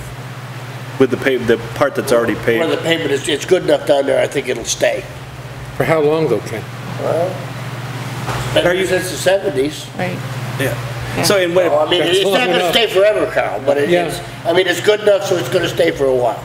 The upper parts where there's erosion up there, something has gotta be done with that, or we're gonna have a real problem. And on the lower end, one of the things that we did discuss where we're there is bringing the, connecting, if you will, the edge of the current paved road to the existing swale. You've gotta do that too. That might be something that is part of a short-term solution that we need to do right up front. Is that When you do it, is that part of your thought process? Yeah, Am I when reading- you do it, it's gotta be, the hot mixture you put in there is gotta be tied to the edge of our road. Right. Yeah. Otherwise, we're going to One lose continuous the road. unit. Because if you don't, and you have to tire the joint too, Right, so yeah, that it'll all get in there and So- stay. yeah, And I mean, if it's done right, it'll last a long time. right. That's correct. All right, well, then that bit comes back to the question. We have an estimate here that could be $10,000, which we are not sure that we should proceed with without an engineering review. I'd like that, yeah. But by the same token, we also have some need to do some work there. So I guess the answer to the question I posed to the board is, where are we standing today? Well, we've done some work there already. I Right. mean, there are some driveways that I've seen that have Yeah. some bitumen on them. Obviously, that's like a Band-Aid, I'm assuming. Exactly. And it's not gonna last, but neither is it gonna wash out for those couple places. The family, I forgot the names, who have the sandbags, that obviously requires a little more. Farley's? Was that the Farleys? Farley, I think. In any case, that probably requires a little, that doesn't have any bitumen on it, so I guess that wasn't a viable option. But I think when we were there, we acknowledged to the people that we spoke to that this was a problem that we intended to address, but I know I spoke to a couple, I'm sure several others did, that this is not going to be by tomorrow, because we got to figure out what is the answer. We Spend the money once, so it's done. spend the right. money once, yeah, and not disturb them for more than once, or leave them on and spend their tax dollars only to find out that it isn't going to work for more than a season. So if we can talk about, getting a professional to take a look at Terry's proposal, talk with Ken, and have the person take a look at it. I'm not expecting we're going to get a $5,000 bill just for some advice to say, yeah, that's the only answer, or wait, there are some other ways if you want to spend some money. I think we could be able to do that relatively quickly. We have the authority up to, what, $2,500 without having to go out for $3,000. $3,000? I bet we could find somebody for a relatively small amount of money. Well, I mean, we have a professional service line item of 14 grand, I think. Yeah. I'm not suggesting that the board But spend a that's whole lot for- of money for an No, engineer. I'm just saying that we do have a line item that would cover, and I completely agree with you. I think we call, which we've done in the past, Spieth Engineering is in my head, I don't know who they are, but, I mean, there are, Margie knows, we can call DOT locals. There are solutions to You know, do this. maybe you can even contract with the state, or hire the state to do engineering services, to come and take a look at There are people, stuff. but the answer is, we can get that service provided. I agree, I think we should do it. All right, well then, Does the state give us any help from the Department of Transportation, Margie? other than the check they send us just in general money, there's not that I'm aware of any No, but I specific think money. they will send people out for payment. I mean, you know, they'll charge, but they they always may be use less. I don't know, I've never engineers from down there to help contracted us with them on the roads. for the services of an Margie, are you engineer. aware of Doesn't any mean other it can't towns happen. That use municipal engineers, that have used municipal engineers? Well, Bennington uses I mean, they have them on Some people staff. No, have I'm them talking on about board. private, Right. small. The reason that comes to my mind is because my wife, many, many years ago, worked for a small municipal engineering firm, all of 2 engineers and her. Right. And they dealt with drainage, they dealt with Right. ditching, and they were hired by the local small towns. Right. And so I'm assuming that exists somewhere around here too. We can find out who's pre-qualified by V-Trans, and you just get a list. Yeah. And again, I'm not proposing to the board that we sign a contract for thousands of dollars, a one-shot kind of deal at least, and see what we get. All right, then shall we take that? I think. Well, I want to see if we Okay, can get it's no big Vermont deal. local roads. That would be the free option. Okay, And so I guess then we have our move. Yeah, several years ago. So then I'm gonna summarize here, just to make sure that we're giving Margie the direction that I think we are, is to have her look at options to get some professional advice or an opinion on our potential plan, or if they might offer something, an alternate Alternative. plan. And she has some ideas to, either to find through Vermont Local Roads, to see if there is any state-funded help for this, and if not, then we'll look to other engineers. My only concern, Craig, is that we wait too long and we get some more rain, and I don't want to see that whole side of the hill down on 67. No, I don't think Yeah, I any I of agree us with you, but do. it would seem to me that if we can contact somebody by the Well, end of you next just week. do time we and can have some more. materials. I don't think we can wait. I don't You think just we've got the find, option to wait no nope, more you time. just call Yeah, around, I you agree. find out who to talk to, and you ask, what is your hourly rate? Yeah. Right. Yeah, We find Give us out. some background. Yep. Is this, because We go even from the there. proposed fix isn't going to get done by the end of next week. It needs to be done this season. Can't leave it, Carl, because I'm None of us, places has got I don't to think blacktop. any This of us isn't are kicking the can down the road. This is suggesting. just an insurance, if Yeah. you will. Yeah. Are we thinking straight? You know, sometimes it's good to ask a third party who's dispassionate I about got it. no problem with that. Yeah. Okay, so we got that one. Next one. We have, tonight, we're going to open bids for the bid? for the 1988 Cat excavator. So, yeah, we'll just do that. I have one bid from Brownell Salvage. Walloomsic Metal Recycling, $8,500, which is above our minimum bid. Thank you very much. Yeah. I recommend that we agree to sell our excavator to Walloomsac Metal Recycling pending receipt of a certified bank check, I'll make that motion. Second, and that the treasurer finds the check acceptable. FOB Shaftsbury. Yes. Yes, as is. We have a bill of sale, everything all ready. Is there any discussion? There being none, all those in favor of approving the sale of the 1988 Cat excavator as described, signify by saying aye. Aye. Aye. Did we get that for our recorder? It's to Walloomsac, WALLOOMSAC, Walloomsac Metal Recycling. $8,500. It had a good life. Yeah. So I think that was a unanimous vote. We did vote, didn't we? All those in favor? Aye. Any opposed, any abstentions? Okay. Want to make sure we did it right. Next item on the agenda, this is an important one. It ties to a conversation we had earlier with Charlie. Okay, I received proposals this afternoon. Very, very interesting. We have a first and second place, which I'm actually really interested in, that our local financing company that worked with the town several years ago just has not been competitive. Very close, but not competitive enough. And that would be Municipal Leasing Consultants from Grand Isle, Vermont, and they've come in a shave below for each scenario of the leasing corporation that we've been working with last year, Tax Exempt Leasing Corp, and they've been a very pleasurable group of people to work with. So if we go down, I have a cheat sheet with the rates, but I had done it before I saw the email for community leasing, so I don't have everybody on it. So I think what I'll do is I can send that out to you if it interests you. It's just a summary of the amortization schedules, which are here in the proposals. So I guess the decision is the time period. We have and let me back up. I definitely think that we got a newcomer that responded, Spafford Leasing, and they're at 4.6%. It's just an email,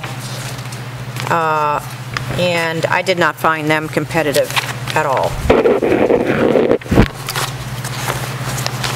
Everybody else came in under 3%. And so if we look at Municipal Leasing Consultants as the lowest rates, tax-exempt lease purchase for 5 years is 1.98%. The total equipment cost is $250,629. That would be the amount. That's for and just so we recall, that is for the excavator as well as the highway truck. The new truck, the new highway truck. We have budgeted $38,000 this year under debt service. That would be our payment at closing. MLC's interest rate is 1.98%. Over 6 years, it would be 2.07%, and over at option 3 for 7 years, which I'd asked for 5, 6, 7, it's 2.11%. Tax exempt Leasing Corp came in at 1.99 for 5 years, 2.09. It's just an infinitesimal difference. 2.09 for 6 years and 2.19 for 7 years. That one's a little bit larger difference. Yeah, a little larger difference. And then Community Leasing, which has worked with us in the past as well, came in at 2.46, 2.57, and 2.64%. So they're not quite as competitive as these other two. Very close. It's a half a point difference. Yep. So right now, we've budgeted for this current year $38,000. Correct. So if we go to any of the other terms, we'd have to budget significantly increasing our budgeted amount for That's right. that lease purchase. And I think that it's very wise to look at 7 years when you're financing heavy equipment. I do too. I mean, this thing ought to last us at least 20 years. Now that is, we've rolled in the highway truck in there, but. Right, that's right. It's a smaller portion of the total bill. Yes, it sure is. Yeah. Yeah. So that would be my recommendation. Yeah. And that's why the other folks only quoted a 7-year option. They figured that we would not be interested in a payment the size when you get down at 5. Yeah. So are we ready for action on this? Yes. Margie? I would like you to select a vendor, and then we can start processing documents. The next meeting is not till August 5th. We're going to need a meeting before that, probably, to execute the documents, but we'll see how it goes. The big concern is getting delivery of that excavator, and our vendor may be willing to get it down here without receipt of payment. If they know that we're moving forward. Because they know that we're in the process of getting payment. And your initial comments were MLC was they very responsible. Yeah, they both are. I have found they have been very helpful. Tax exempt leasing corps that we worked with over the last 12 months, over last summer and fall to finance, was very sharp. And they do a lot of financing. Both of them do. All right, so I guess the fact that this is a Vermont company. That's exactly what I'm, this time. So I would make the motion that we accept the option number 3, a 7-year lease purchase arrangement with municipal leasing consultants, with the first payment of $38,000 and 6 annual payments thereafter of $38,100 at an effective interest rate of 2.11%. I'll second that motion. Is there any discussion? There being none, all those in favor of approving the motion to accept municipal leasing consultants signify by saying aye. Aye. Any opposed? Any abstentions? Motion carries unanimously. Thank you for all your work on that, Margie. Yes. Oh, sure. Do you need that signed tonight, or we would have to? This is very similar to what we've signed, but the board has actually not read it. This is their standard. Or do we just need to sign that at the time? But I do need it to be signed in order to move ahead. But these are the usual boilerplate items.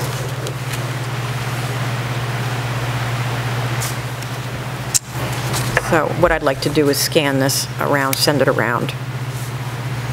All right, well then what I would ask that we do is ask for the board's approval of this, is that Margie's going to scan this document, send it out to us for review, that we give it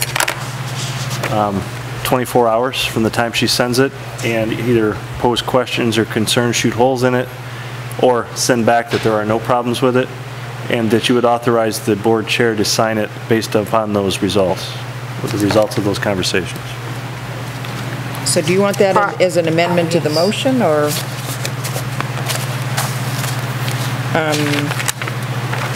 It's very straight. This is very straight. Or if you want to look at it, spend 2 minutes and read it right now. Yeah, this is very straight. I've already looked at it. The above quotes are fixed from The only thing I July. don't like is 101% on the prepayment option. The acceptance date will definitely be before July 15th, 2014. We're going to take possession of both vehicles in the next 3 weeks. At the lease expiration, the lessee shall have the right to purchase the equipment for $1. It's the typical dollar-out lease, as it's called. This lease will be a net lease transaction with maintenance, acceptable insurance coverage, taxes, and any legal fees, the responsibility of the lessee.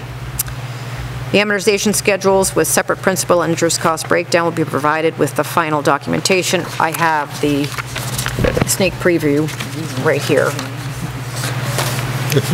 Warranties. Lessor is bidding only as to the provision of lease purchase financing for the purchase cost of equipment and will have no responsibility to the lessee for the selection, furnishing, delivery, servicing, or maintaining of the equipment. We need to acknowledge the fact we don't have, our equipment does have manufacturer's warranty. We didn't buy any extended lease, any extended warranties with our equipment and with the truck. Simple question. Yeah. We arrange for the purchase of the vehicles, right? Yes, through escrow. Through escrow. This is talking about leasing them. It's a tax-exempt lease. It's set up within the rules of the IRS for tax-exempt leasing. It's a loan, but it's a particular privilege of municipalities. So who has title to the equipment? Lease purchase. They do. They do. Until they release the lien.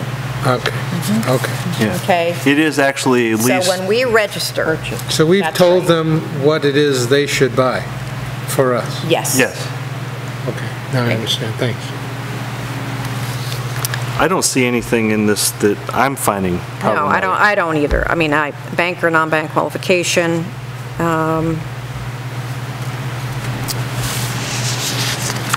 We can meet the requirement for financial statements. They already know that we don't get annual audits.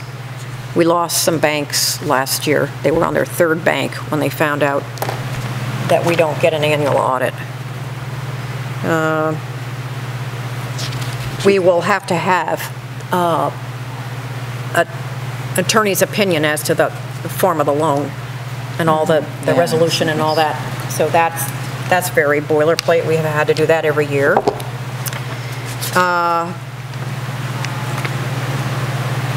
And there you have it. In that case, I'm have no concern with it. There is a $250 fee setting up the escrow account. Should we amend the motion just to authorize the chair to sign On the behalf- agreement? Second. Okay. Well, it also has a $550 document fee. Excuse me? It also has a $550 documentation fee. Last paragraph.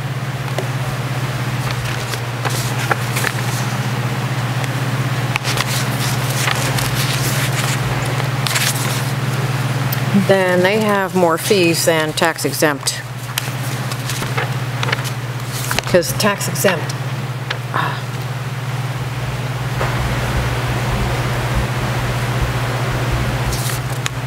Failure to consummate this transaction once credit approval is granted will result in $550. But the sentence before it, if foregoing meets town's Yeah. approval, please date, sign, acceptance, and subsequently remit payment of $550 for the documentation fee. Failure to consummate Yeah, I this haven't- transaction is granted, there's another $550 fee. It doesn't Yeah, say you're right. documentation. So Right, that's not so giving that it back makes to tax us if exempt a we... little more competitive. So it's we have to pay them $550. It's not just something Yeah. else. Yep. Good pickup. So in that case, So it's $775. $250 for the escrow fee and $550 for Right. the documentation fee. so it's basically a wash between the two of, I mean, Oh, now, because we're here we looking at... go. They say they want audited financial statements. He's underlined it. Where's the underline? Which one are you looking? Yeah, I'm now I know. looking at a tax exempt. But is that leasing. audited by our own auditors? I mean, No. Well, I'll find out. They'll have to talk with Bill. I agree, it's They basically want a a wash with current interim financial statement. $750. We did run into an issue with the fact that we aren't being audited yearly. And I hope it's not going to be a real issue. well, do you want us, I mean, is this something, we're having a hearing, public hearing on Thursday. Thursday on the sidewalk supplemental Just- grant. So if that agenda was made up with other business, Yeah, we just I mean, we deal with could this first. potentially, you could do the research you need to do on this. Yeah, and then we'll just... Withdraw my, I think I have other Motion plans that I'm only going to be able Oh, to yeah, commit you're for only about going to be 45 minutes a around night. 45 minutes. well, We'll do it. I don't know why, if Margie can get the information to us even ahead of time, so we can review it and have, I mean, I hate to not be able to make, we need to get this equipment delivered, and we've got residents who need repairs. I think that the two questions I Need an want to ask, excavator I to do did it. fire off an email. I think you should approve MLC, or one of them, whoever, tax, but I want clarification of tax exempt fees. They really don't have a statement in here that there are no other fees, and I don't remember from last year. And I want, in both cases, to have clarification about the term audited financial statement. I'd rather get that stuff before we vote for somebody. I mean, I'd rather Yes, have that okay. information. Yeah, okay. Rather than then have to change a Yep, vote. exactly. I mean, MLC may say that they'll waive the documentation fee. Right. Banks do it all the time. Exactly. If they know that If they're going to lose business. they're going to lose it. I would like to give it to a Vermont company, but, I would too. you know, I don't want to pay a whole lot more. So that would be, I will withdraw my motion. So it means we withdraw the vote. Did we actually vote? I didn't think we actually voted. No, we didn't. We did? We can go back, rescind the vote. We're starting the public hearing at 6 PM on Thursday. If you wanted to meet at 5:45, we could pick this up first. Good Yeah. plan. Good. You'll have to notice that.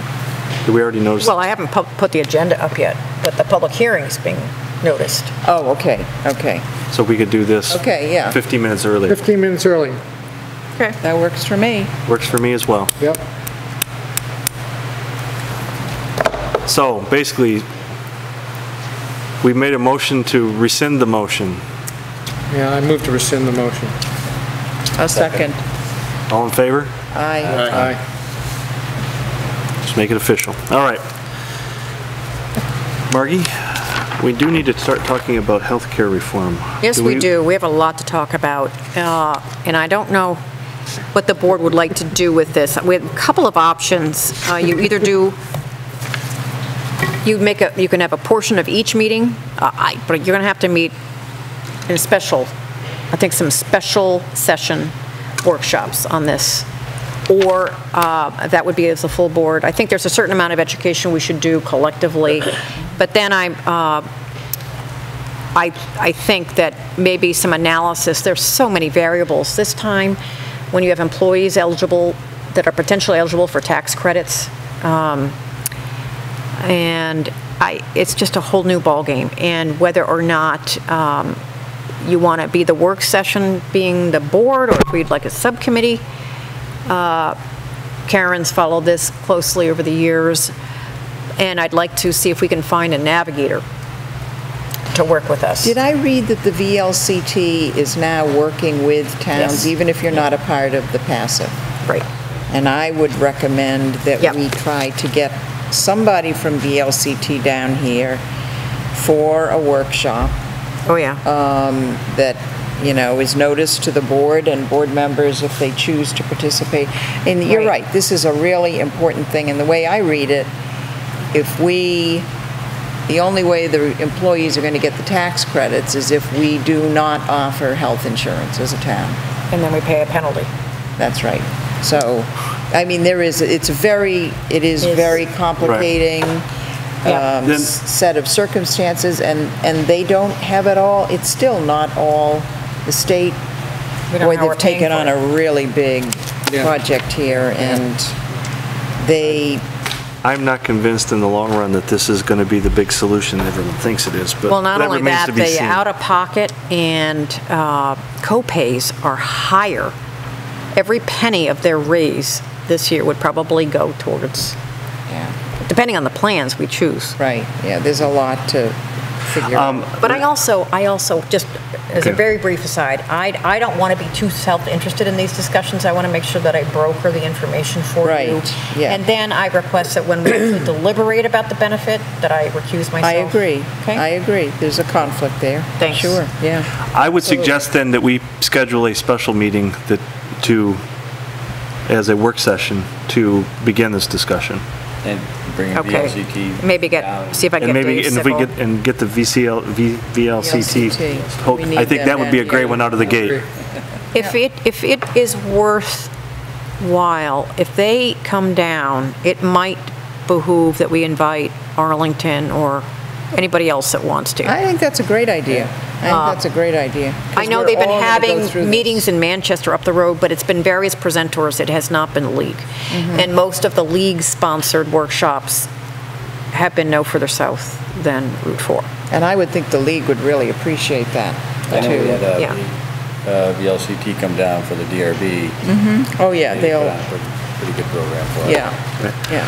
All right, so let's, So I'll give Keith a call and see if see if we he's can set. interested. Yes, that would be good. And then But probably, I would, if we can get them, we have to work with their schedule somewhat, but it should be hopefully sooner than later. If we can get them in the next couple of weeks, I think it would be. Before the 5th, maybe the last weekend of the month, but what are vacation plans? Are people around the last week of July?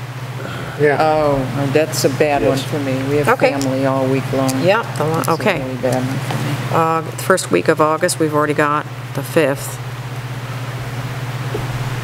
I don't know with that notice how soon I could get them down, but I'll see. I mean, I thought a lot wasn't even going to be in place until October 1st. I mean, I think you're Nope, still all the gathering. rates are there, the plans are there. Okay. We have to firm up our employee count. I don't think we've got a huge issue there. We don't have a lot of 30-hour employees that we could suddenly put back to 29 and avoid the whole issue. That's not that is happening. I've known several people that have been cut back to 29 hours. Wow. Because they figure it's more advantageous to pay the penalty. Yeah. It's just going to be cost of doing business. Right, yep. Margie, would you note I won't be available on August 5th? I think that's a meeting night. Okay. Coming back from California. Lord, it's warm in here. Yes, we have to. Well, we our are- poor staff. have I to don't do know how we're going to. something. We have to. We have got to look into. We have to. Some sort of air in this space.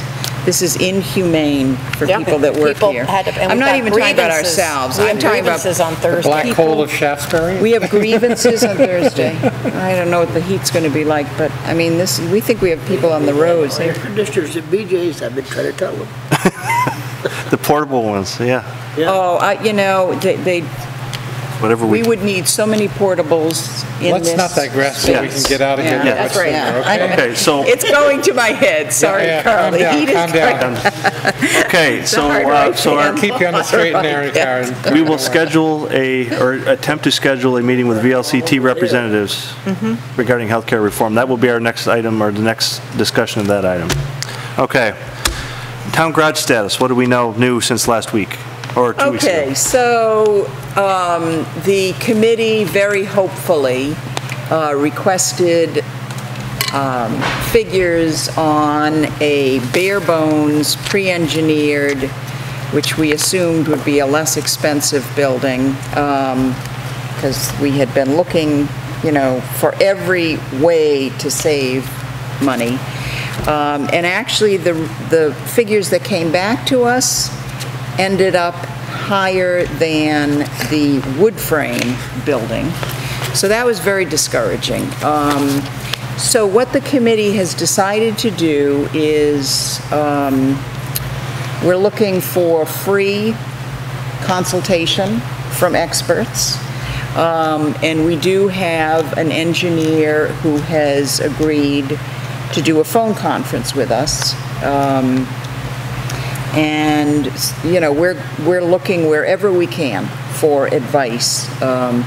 This is somebody that has built wood garage buildings in the state north of us, and he has agreed to review some of our specifics, and, if there's any guidance we can get from him. We've gone around the table and said, basically, what do you think the town would support? And it's a real dilemma, because naturally, you're trying to get to the lowest ball number that you can, and within reason, in terms of what kind of a building, what is it going to most reasonably cost us to put up a building that's going to last 50 to 60 years, hopefully even beyond that. That's energy efficient, that will save us in costs that way.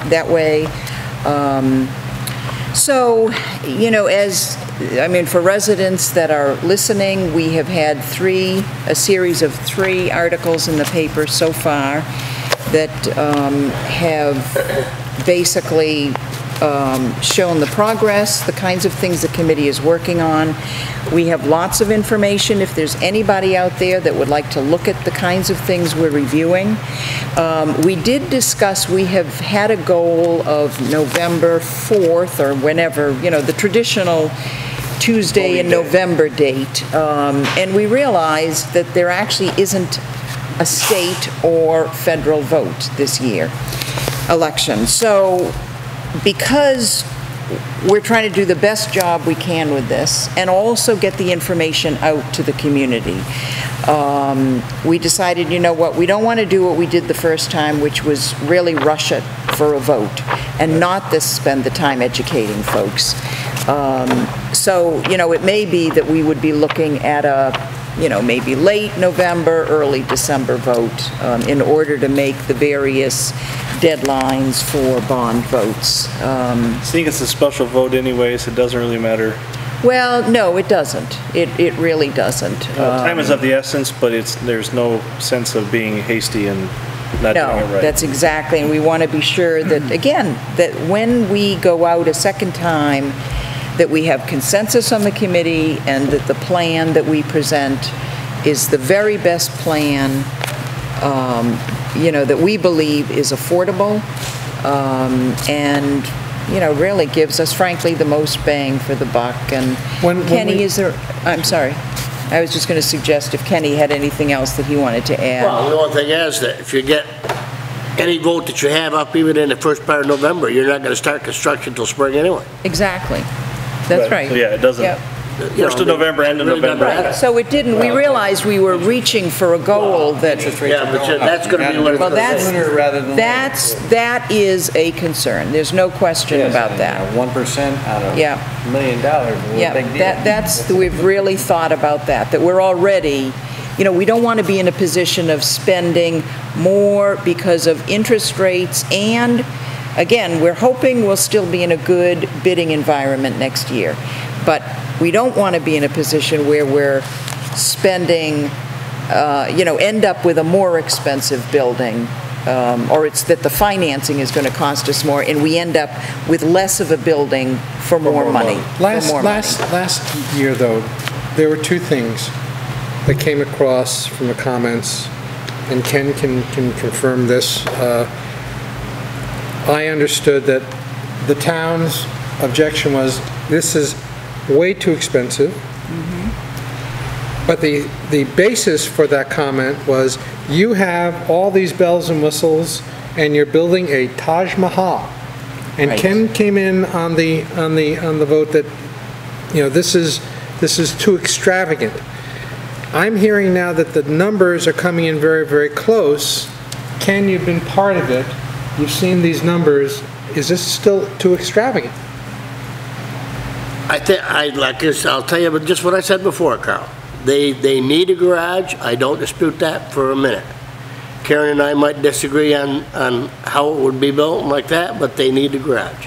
And I will admit that when I voted against clearing that lot up there, that I said the town should have done it, after seeing it, I had no comprehension of where it was or anything else. And the right thing to do was to clear it the way you did.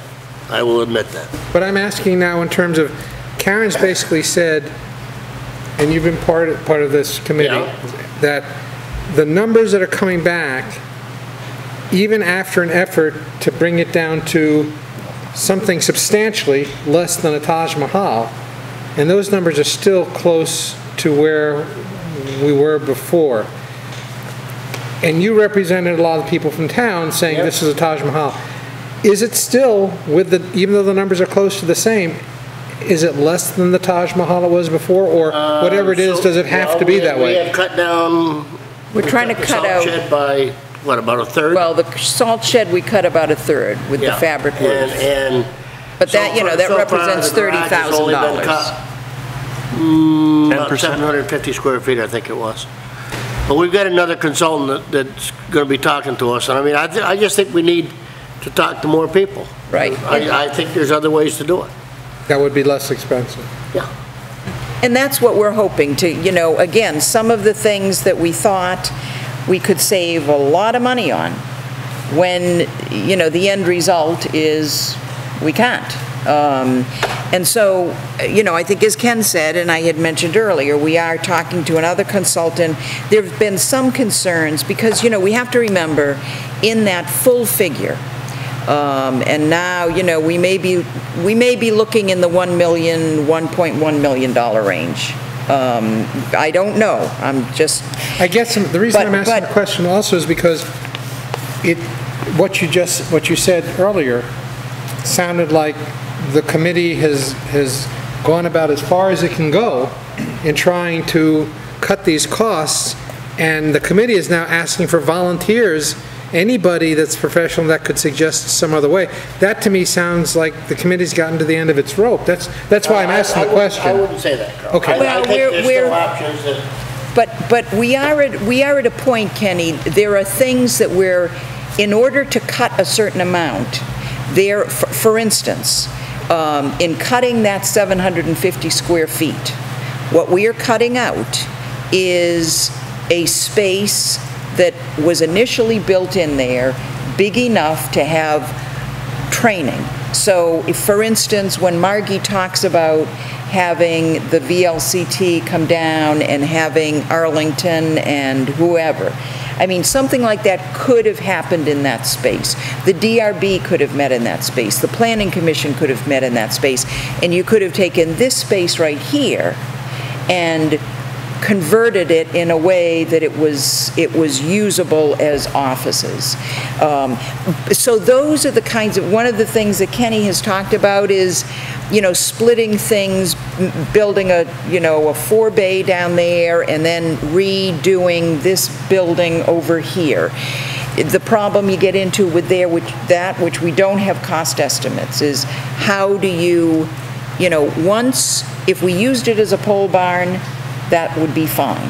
If we're using it for, trying to improve it for a garage, then all of the codes would apply to the.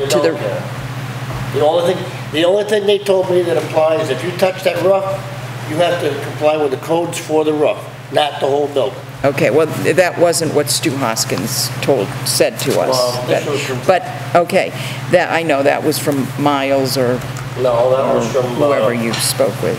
But- my contract up north, name escapes me right now. But this is the reason that we want to get, have a second opinion, basically, and say, you know what, because if that's going to cost us $250,000 to make that usable and get an efficient furnace in there, because right now it's all blowing out the doors every time you open them, does it make sense when you're building an envelope down there to not put 2 extra bays on it and, Move everything. reconvert that whole thing, and then you've got your operation split in 2 different spots. So these are the kinds of questions we've been tackling.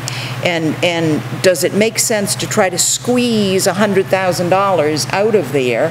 How much are you compromising? And over the course of 20 years, what are you really saving by doing that? How much is it costing every town resident for that $100,000? Exactly. It's very, very minimal. So, again, I think our feeling is we want to turn over every single stone.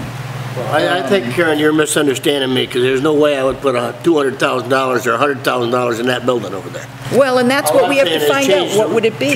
Change the roof and use, if it's feasible. We've never got into it really that if you put $40,000 in that building, that it's not feasible to use it. No, that's why I'm saying, that's why we need somebody else to give us some cost estimates. I agree with that. Because we may find, like we've found with other things, that it's not we thought we could save a ton of money in the salt shed. I mean, we've saved $30,000. Right. And we're at a salt shed that requires roof material replacement every Replacement on a regular 15 basis, years. So, there are compromises there that you say, well, we're saving $30,000, we'll spend it in 30 years. If we don't show the people that we're trying, we're not going to get it at all. That's right. And hopefully, we can come up with a plan where we have cut, a significant amount of money for them, and we can show them the work that we've done. So that's where we are at this point. On the 24th, again, we'll be meeting, 2nd and 4th Wednesday of every month.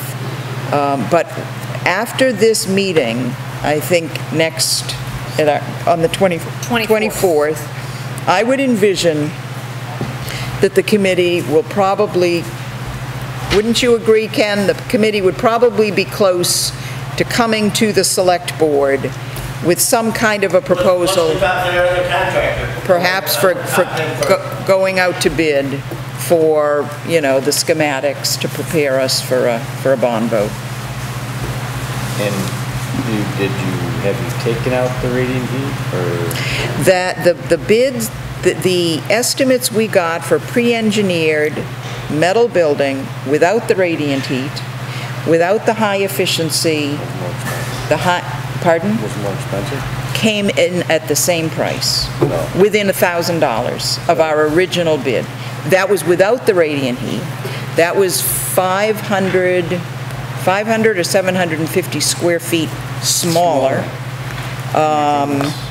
They retrofit the insulation, and Jim Secor, who had done the estimates, had seen a pre-engineered metal building over in Brattleboro. They were just finishing, and he is not convinced that they're going to meet the energy codes, the new energy codes on it. They may have to go back and retrofit. So that was, you know, and that was bare bones. I mean, that was crappy siding, and, you know, we were looking for it to come in very low, and then we could say, okay, now let's add in. I mean, that didn't include, you know, lockers, for instance, for the guys, you know, stuff. And then the efficiency, you're gonna spend more money.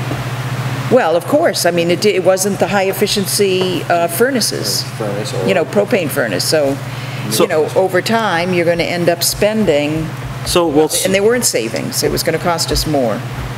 So to summarize, basically we have at the next meeting scheduled, we're looking to have another engineering firm give us some, via conference call, some input based on information we provide.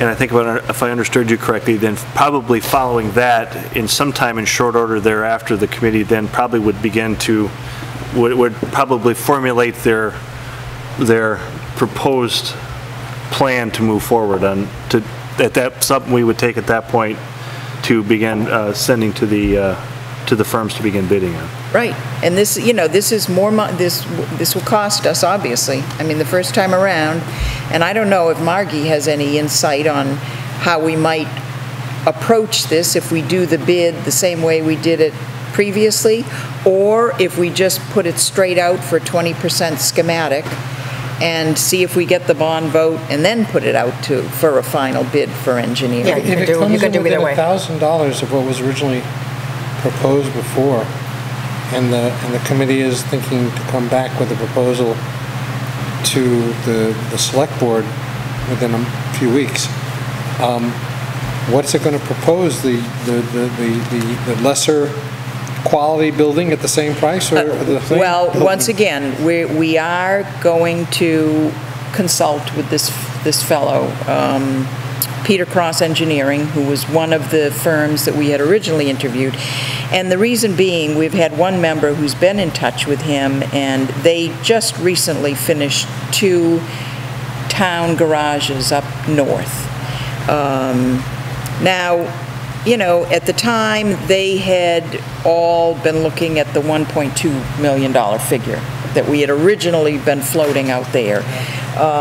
And they thought at that time that we could do it for that amount. Now, As bidders. as On bidders. the original proposal. When they bid on the project, they felt that 1.2, that it was somewhat reasonable, that we could probably get the project done for that. Now, again, we're reaching wherever we can, and this is the sense of, you know, a lot of the committee members that they wanted a second opinion. The second estimate that we got had no changes in terms of the actual site work. And there are some folks on the committee that believe some of the estimated site work was overstated. You know, that may be. It doesn't mean that that was going to be the end result, because these things get bid on. So if we're in a good bid environment, but we don't want to go out to the people with a number that isn't realistic either. Ken, since Karen was saying, obviously she's hoping there's a lot that might come out of this conversation with Mr. Cross or his company. I hope there is. So, say again? I hope there is. If there isn't, and you said that there are other things that you think still could be done, what are some of those things that you think could be done, since it sounds like this might be our last hope of the committee? Well, one thing that I would like would be, I would like the high energy furnace and the radiant heat in the floor. But that's just adding money. That's just adding money, that's not taking money away. Well, then take out the, No, I'm asking to bring the price down. What are the things that you think could be? take out the maintenance bay. Yeah, you have to start cutting square footage or garage doors. Right. Most people that I talk to, Carol, when you say maintenance bay to them, that's a luxury because they say, well, that's a bay that's sitting there. You know, you've got say for just a number, you've got a 6-bay garage. You've got 6 trucks. Why do you need a separate bay just for maintenance when you can take that truck out? You know, it's an extra. Yeah, perception's reality. I mean, that's whether or not that's actually that there's a benefit of having it, but it is. Right. Well, and that's, I think that's right. Waste is concentrated. Well, and the thing is that there's no question that it could be argued, but that's actually Ken's point is that if that may be a way to look at cost savings, or at least or something to be discussed to look at. Yeah, that's all I was asking. I'm not asking your opinion whether it could be or should be, just what are some of the other savings you're thinking of? You know, and I think those are the things that need to be conveyed to the community. That what does it mean when you have a maintenance bay? You know, what are the advantages? You know, that's basically it. What's the advantage, and is it worth it? And is it worth it to you? At one time, we talked about sending a survey out to the community. We didn't want to do it until we really had our factual information. So if a maintenance bay, when all is said and done, when you've got the envelope down there, what's the true cost? Okay? If we are going to save money by not having a maintenance bay, what is the cost savings? What is it? And if it's $100,000, is it worth it? Okay? Over the period of time, we know some of the many reasons for having it. The main reason for not having it is money. And so then I think you're getting into okay, how valuable is that savings in the long term for the kind of work that our guys can do in a maintenance bay? And those are the kind of discussions you come down to at the... Right, I mean, it's just, nobody will ever tell me or convince me that they don't need the garage.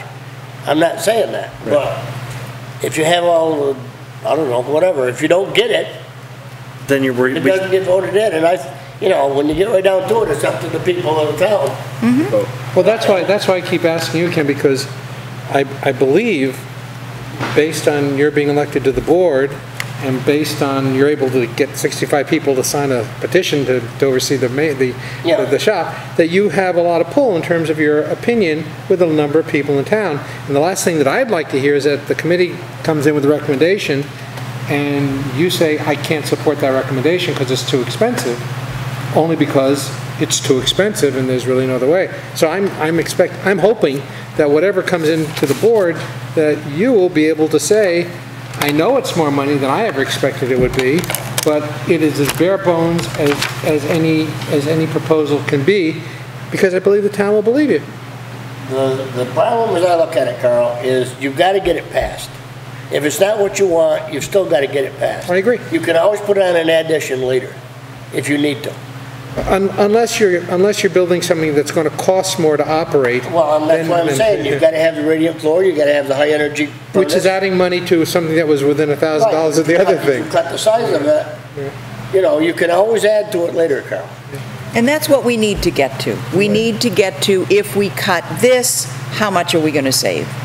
You know, and we may find we're not saving as much as the value of whatever that particular thing is. I mean, that's why I want as many if you go out engineers or buildings. That's right. Sure, I agree. You get as many ideas. Right, because if everybody. I feel this is our last shot. Oh, I don't think anything is ever the last shot. Wilmington. Last shot until it falls on somebody's head. Wilmington. It took Wilmington 3 votes. Yeah. It took Wilmington 3 votes. Let's see if we can do it better. Well, you know, I mean, it's never the last shot. I don't think. All right. Well, at this point, then, I'm going to suggest that we will look forward to the next meeting when we have the outside vendor. Hopefully that provides maybe some last light, or it'll either reinforce what we know already, or it may offer some alternates that help us to refine where we need to go. And we will look for, at our next meeting when we report next, hopefully we'll have some idea of what that direction is. Okay, Town Administrator's report. What do you have for us tonight, Margie? Well, very briefly, the bad news is that the pump is down at the landfill again, and I'm at my wit's end because we're now running into an issue. It's been on and off, and I think the one aspect of what we're going to be doing is taking the ground fault interrupter that's at monitoring well 2, which is the monitoring wells run along the west side of the landfill. Okay, you have a shed, you got your pole out in the road, you get power to the shed, and we have power there. Then you get power out to monitoring well here, but you don't get it out to the top of the middle of the landfill. So we're going to move the ground fault interrupter from monitoring well 2 out to the pump to see if we can isolate what the issue is. And after talking with Bill Pennybaker, he doesn't think it's the line, nor does he think that it's the pump, because when we get the reset button on or whatever, the pump starts up right again. But meanwhile, Could we have a faulty check valve of some sort of? I don't know. So It could be the ground fault itself. It could be that. That's right. I was going to tell John Myers to replace it again. We already replaced it once. But meanwhile, I will have to continue sampling because Bill's estimate was that it would take about a month for methane to build up. And I want to make sure that I don't know, and nor could Bill remember, the name of the electrician that was involved laying all that conduit when the landfill was capped. It's not in the records that you're able to find? Oh, well, I have to go up in the boxes and start pulling out. And it's at least 10 degrees warmer up there. There is nothing that makes this. Nothing's easy. No, Don't we anyway. have as-built still for I when they laid it? am working with an electrician. We'll be going up again. But the other half of the equation here is I have in jury duty tomorrow for one day. But I will talk with John Myers and see if he can get up there. He might have actually gone up. I was going to call him at the end of the meeting. Okay. But it's a big concern, and it's something that I can't ignore. No, it has to be fixed. Get to the bottom of it this time. Yeah. It has to be solved, because that's potentially a big problem if it's not fixed. And beyond that, then I'll get back to the other administrative business, like placing the ad for my Helper. I mean, the breakers, those ground faults things, they go bad, with the humidity and everything else, even furnaces and everything else that uses. The weird thing is that we haven't had an issue since I've got here, and that's been But ground years, and then all of a sudden now it's not working. You don't think we got hit by lightning or anything? Ground faults, they can just go bad. Well, we replaced it. It's a month old, so we probably got a bad one. Yeah, maybe it's another, it could be, they are very, very touchy, which is why they work so well when they work, is because they're very touchy. It takes very little to set them off. But it's maddening. It didn't. For 4 years, there was no issue. We're there yet. Anything else? That's it. That is it. Other business? Other business. Ken? Mitch? Carl? Karen? I just had, let's see, two things. Do we have somebody, did we go out to bid on the landfill mowing?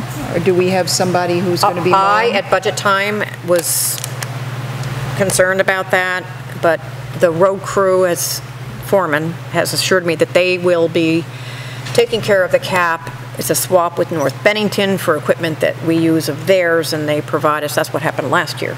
However, we really need it mowed, so I have prompted Terry to make that happen sooner. But we did not get rid of the budget completely. So if we think the crew is getting log jammed, Well, calling. I'm thinking the crew is getting I logjammed do. because we I do need too. mowing around town. Yeah, we do too. No, but they won't be using our tractor. Well, Our but we'll crew be won't using be. a guy. We'll No, be using. North Bennington. will do. Oh, North Bennington would be mowing it. Yeah. Well, do It's we a know swap. when that's going to happen? I'm asking Terry, I just sent him an email this morning Okay. because it needs to happen yesterday. It does. And we've got the groundhogs doing their thing up there. That's right. Because it's, We have to they're do all extermination. undercover and yeah. All right, next. The other thing that I just had a question, and Margie, it's because of this grant that I'm working on. I had the old Village Center designation letter from 2008. Which Phyllis is working on to She reapply. is. Okay, good. Yes. Because that's due. She and Art are taking. in yeah. September, Yeah, we got we the have to- notice. Oh, I sent it good. to the select Okay. board when it came, Oh, but I wanted to okay, I don't CC. Okay. The Economic Because this Development Committee. grant that I'm putting in, we have to have that in place. So the grant is going in the end of, July 26th. Oh, Yeah, ours runs until September. The date Oh, okay. is through September. But it needs to Sometime in- continue. But she's But we reapplying. need to get the application in there prior to that, because we Okay. we cannot have a gap. Better call. Well, I'll call her then, yeah, because it's every 5 years, and once it lapses, you have to, they Reapply. made it sound like you have to reapply, and we'll be right in the process of waiting to hear on this grant. Okay. So the designation is only a 5-year term? Yeah. Yep, yep. I thought once you got it, you pretty much, No, no such Maybe luck. after a certain period of time, but I'm using that as one of our bonuses for our application, so, Anything else? nope. Margie? I just have one thing, just so the public knows. We charged Mitch with drafting an appointment policy that we had talked in rough terms of trying to do it in July. We haven't done it in July, but we haven't forgotten it, and I just wanted to bring it back up that we probably will try to revisit that in the next month if we can fit I'll it in have this good. something for you, a draft by the 4th, and maybe we can send another draft to the board. Okay, yeah, it's fine. Just, again, I just wanted to make sure we brought it up in the public, because it was something that the public had brought to our attention that Yes, they felt it was I'm aware. important, so. I'm aware of it. So I just want to bring it back up to know that we will try to do that soon. That's the only thing I have. Motion to adjourn. Second. Thank you all.